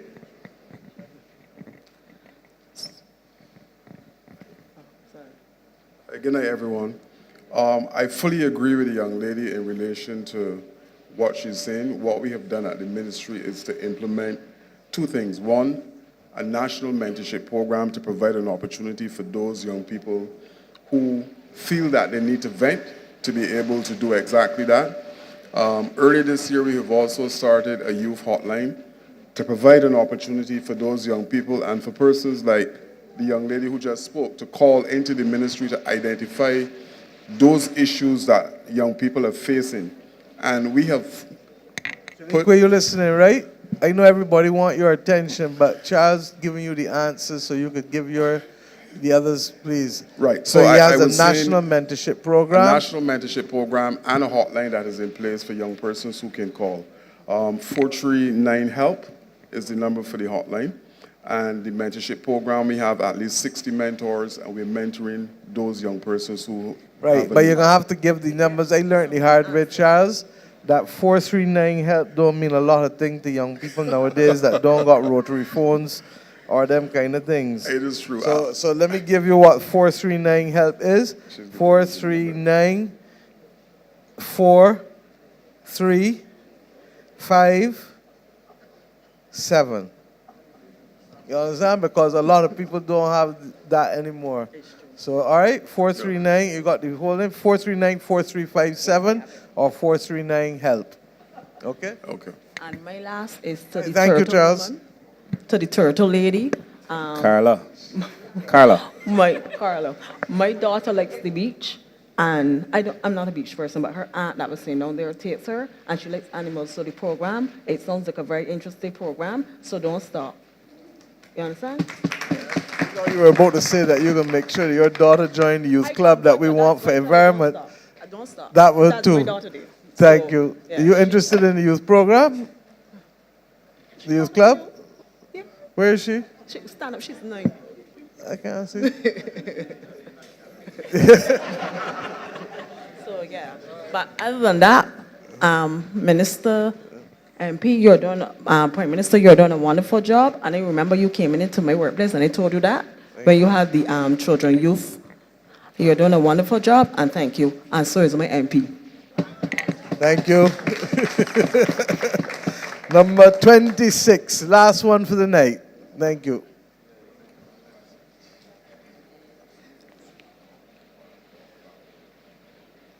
Good evening, Prime Minister Motley, Deputy Prime Minister, and other ministers at the head table. My name is Miss Lorna Morris.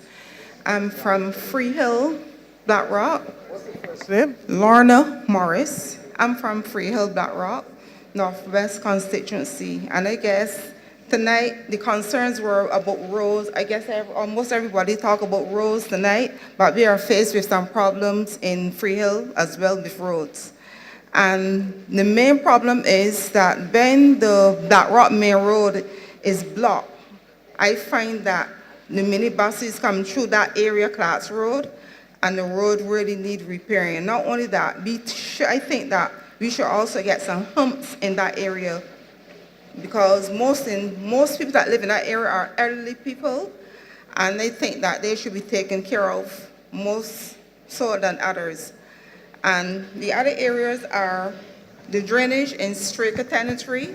We have a problem there, as well as Deacons. People have been complaining about the drainage in Straker Tenantry due to the fact that the dengue is on the rise, and they think that we should pay more attention to the drainage in that area and make sure that everything goes well there.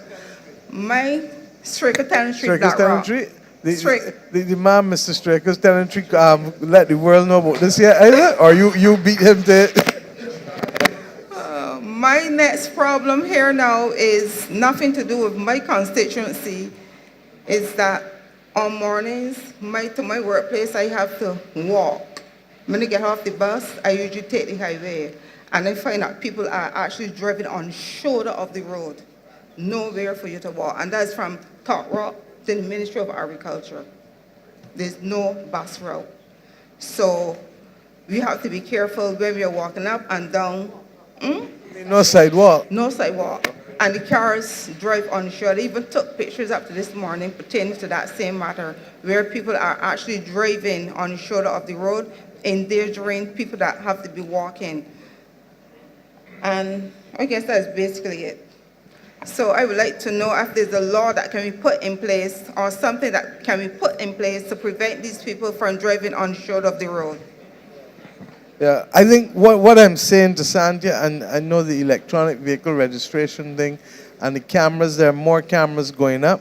And the truth is, once that system comes into play, a lot of people can find themselves with a lot of tickets in this country for bad behavior on the roads, for violating the Road Traffic Act. And the quicker we can get that, the better. There's some people who will swear, I didn't run the red light, but when you take the picture, and you see when the light change, the car over the line. So we're going to need that independent evidence, and hopefully that will help transform behavior on the roads. But what I'm hearing from you, and Sandy just made the point, every road in Barbados can't take a speed hump. So that, what does that tell us? That we need to be able to address how we are driving on the roads. There are enough people who have died or who have become maimed and disfigured or incapacitated because of road accidents. And I will ask that the PSA program start back up aggressively, but each of us has a responsibility to talk to our family, our children, ourselves, and be able to say, there's no need to drive that fast. You can't bring back a life when it's lost. And there's some areas that I accept. And Charles, in your constituency, somebody from St. John spoke to me today about Wakefield Road and the Gabion. There's a bridge out there, but because of the rain and all the rains recently, the side of the road has gotten bad, so that you may need Santa to send somebody out there to make sure that, because the drop is about 12, 15 feet, I'm told, that if the car comes, if you don't know the road well and you drop off the side of the road, you're going to drop 12, 15 feet.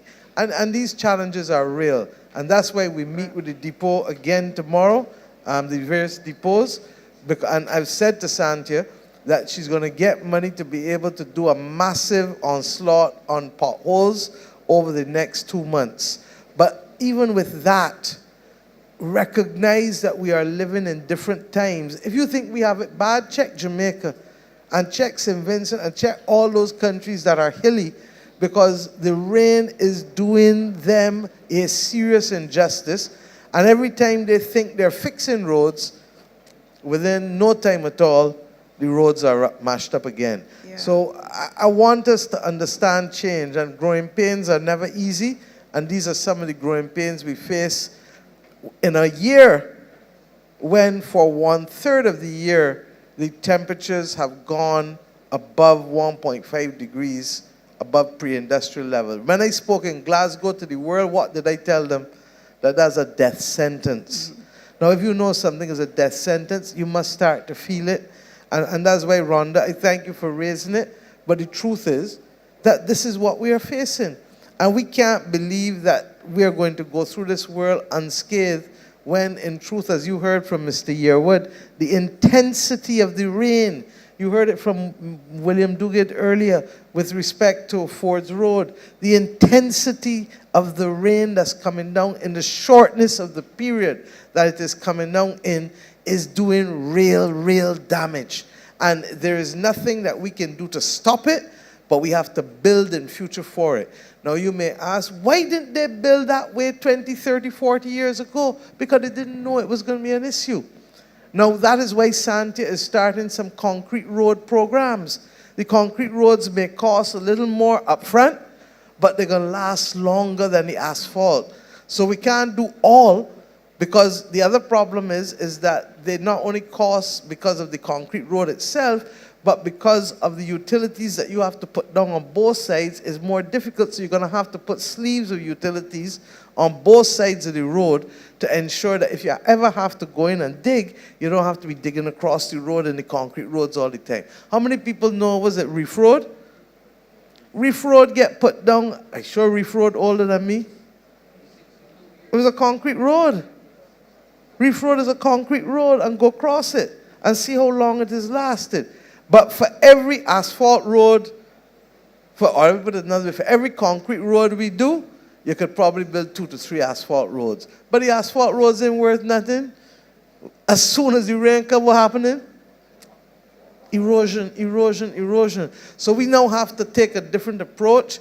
There was a gentleman in here, Mr. Bess, I'm not sure if he's still here. He has been brought on and seconded from the Caribbean Development Bank to help us review all of our standards, all of the angles, the standards, everything, because how we built our infrastructure in the past can no longer protect us going forward. Okay?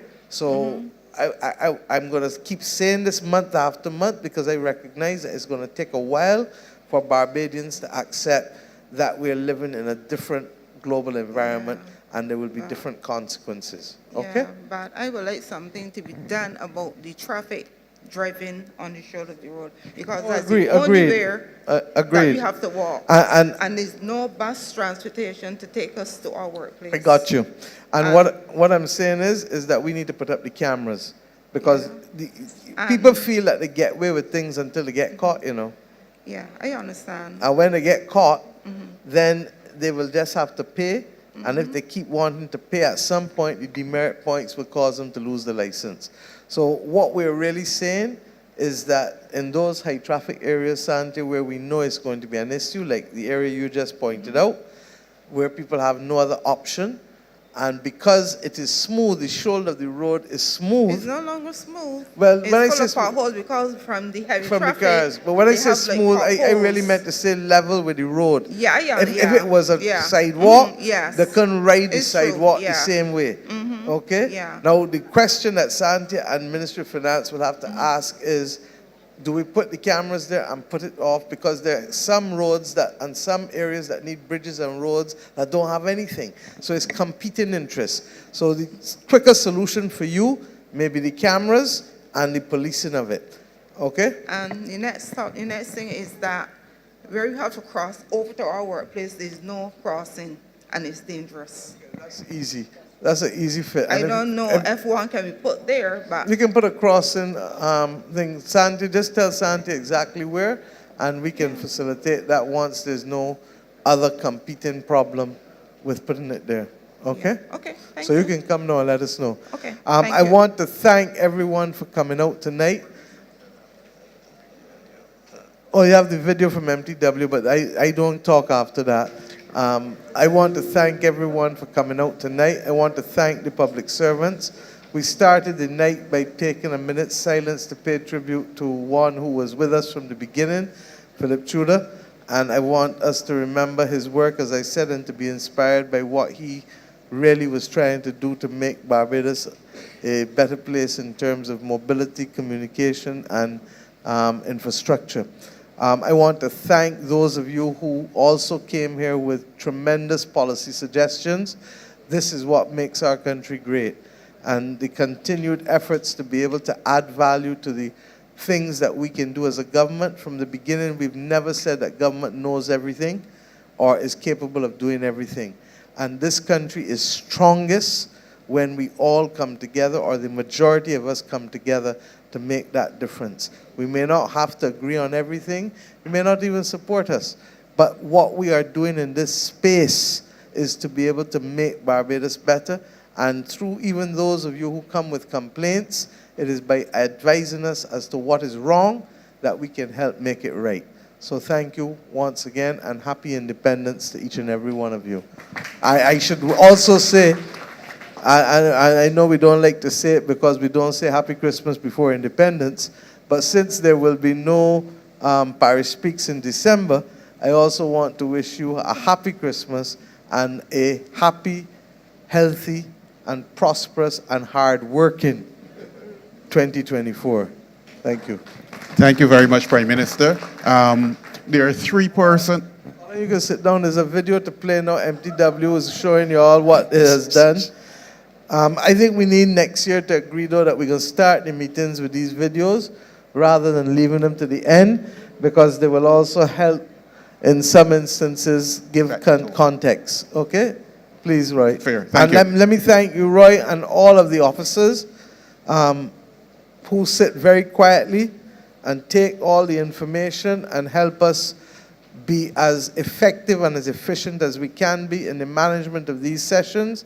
I want to thank you for your heavy work. I want to thank you for coming out and making a difference to our ability to engage with our citizens and to improve our quality of democracy. I do not, as Prime Minister, take it for granted that you come out and to help us report to our people. Thank you very much. Thank you, Prime Minister. Thank you, everyone. Just for notice, there are 3 persons who would have spoken given their information at the desk, but would have listed as personal. So we will call you tomorrow and make sure you get your chance to have your issues dealt with. Also, on this same location on Wednesday, 6:30 p.m., they'll have another consultation on education transformation, so you may want to be here for that. Correct. Lecture on Thursday on decolonization of education. That takes place at the university, is it? And I really would like to urge people to go out to that lecture. The lady who is giving the lecture is perhaps one of the foremost experts across the entire Commonwealth on the decolonization of education. And why is that important? Because we come up with a colonized education. And if we don't take control of it, half the things we're talking about in here will not happen. Okay? So let's go. And I ask everybody to be engaged on these issues. We may not agree on everything. That's why the government is consulting. And in consulting, we will have a sense of what we go with and what we don't go with by the time we come back next year. Okay? Thank you. And finally, as you leave the building, there should still be some copies of the Education Transformation booklet on the table. Be sure to pick one up. It gives you a pretty good synopsis of exactly what is taking place and what is going to happen and how you can add your input to that. Correct. Yeah. What is proposed, Prime Minister wants me to say specifically. Go ahead with the video.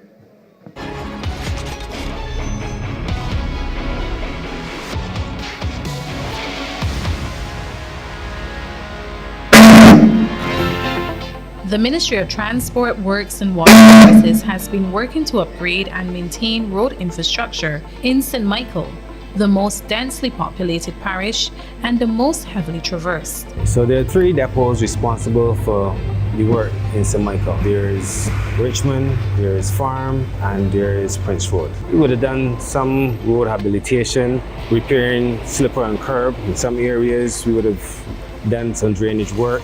We replace manhole covers and that kind of stuff. Richmond is also responsible for road markings and signage throughout the island, not just the parish of St. Michael, but the entire island. At Runview, we did a head wall, and we repaired some manholes on Highway 7 down to Bay Street. We did some work at Reesland, which is in Burton's Hill area. We had a road that part of it had dropped, so we used the grader to just take off a layer and basically get the Barbara Green crew to come and resurface that area. It's just a temporary measure we have done, but we can go back to it and do the major work there. We did a retaining wall just at the junction of Flagstaff and Fords Road. Presently, we are working at Glandier Road, Carolina Village. We are repairing a slip and curb and covering a drain. The ministry also milled and paved several roads in communities across St. Michael. A number of roads have been paved on with the residential project in the Pine areas across the Pine. We had some paving work done recently in the area of Melvins Avenue, Cumberbatch Road and 2nd Avenue, Fairfield. In that same particular period, we also did some repairs to the broken manholes and culverts along the Westbury area. There was also a significant amount of work that was done with the assistance of the contract workers at the time, where we were responsible for cleaning the majority of the drains and gutters within that particular area. Road infrastructure was enhanced to improve road safety. The temporary roundabout at the junction of Waterford and Codgerton Road was upgraded to a permanent concrete roundabout. We completed that task with the assistance of the Prince Road Depot, and then NCC came and did the beautification of it in that particular area. The traffic section came and erected the lights at the Waterford Common Main entrance, which was used to help navigate the pedestrians crossing the road. The St. Michael depots also helped to prepare the roadways for the staging of crop-over events. There was a significant amount of drains down in that particular area that had to be cleaned and covered for the public safety. Major road rehabilitation was done to the ABC Highway from Clyde Walcott Roundabout to the Norman Nels Roundabout under the Inter-American Development Bank funded road rehabilitation and improving connectivity of road infrastructure project. Passage Road was also rehabilitated under the CAF project. The Drainage Division also conducts routine maintenance of drains, watercourses, and outfall drains in St. Michael in an effort to prevent or reduce flooding. Murphy Pass is one example. Westbury Road, Kensington New Road. Those are some of the more problematic areas where we will have to do constant cleaning of those drains. Outfall drains will be Brandon's, Lobster Live, watercourses in St. Michael's. We will have Deer's Land, which we are presently doing now, Straker Tennis Tree, and Deacons from the back of the primary school right down to the outfall drains. We're looking at, especially in the Murphy Pastor area, where we would have established a drain to hold the capacity of water coming into the main Princess Alice pump house. And we're looking at doing some additional work there to help maintain the structure so that we can be able to get the drain flowing properly. The challenge we have there is the garbage that we have coming from upstream and coming down and clogging the drain. So we're going to be looking at putting in strategic structure in place where we can capture that garbage instead of it going down straight to the pump house. The Drainage Division continues to appeal to persons to dispose of their waste in bins or at the relevant landfill. MTWW will continue to improve road infrastructure and drainage within St. Michael.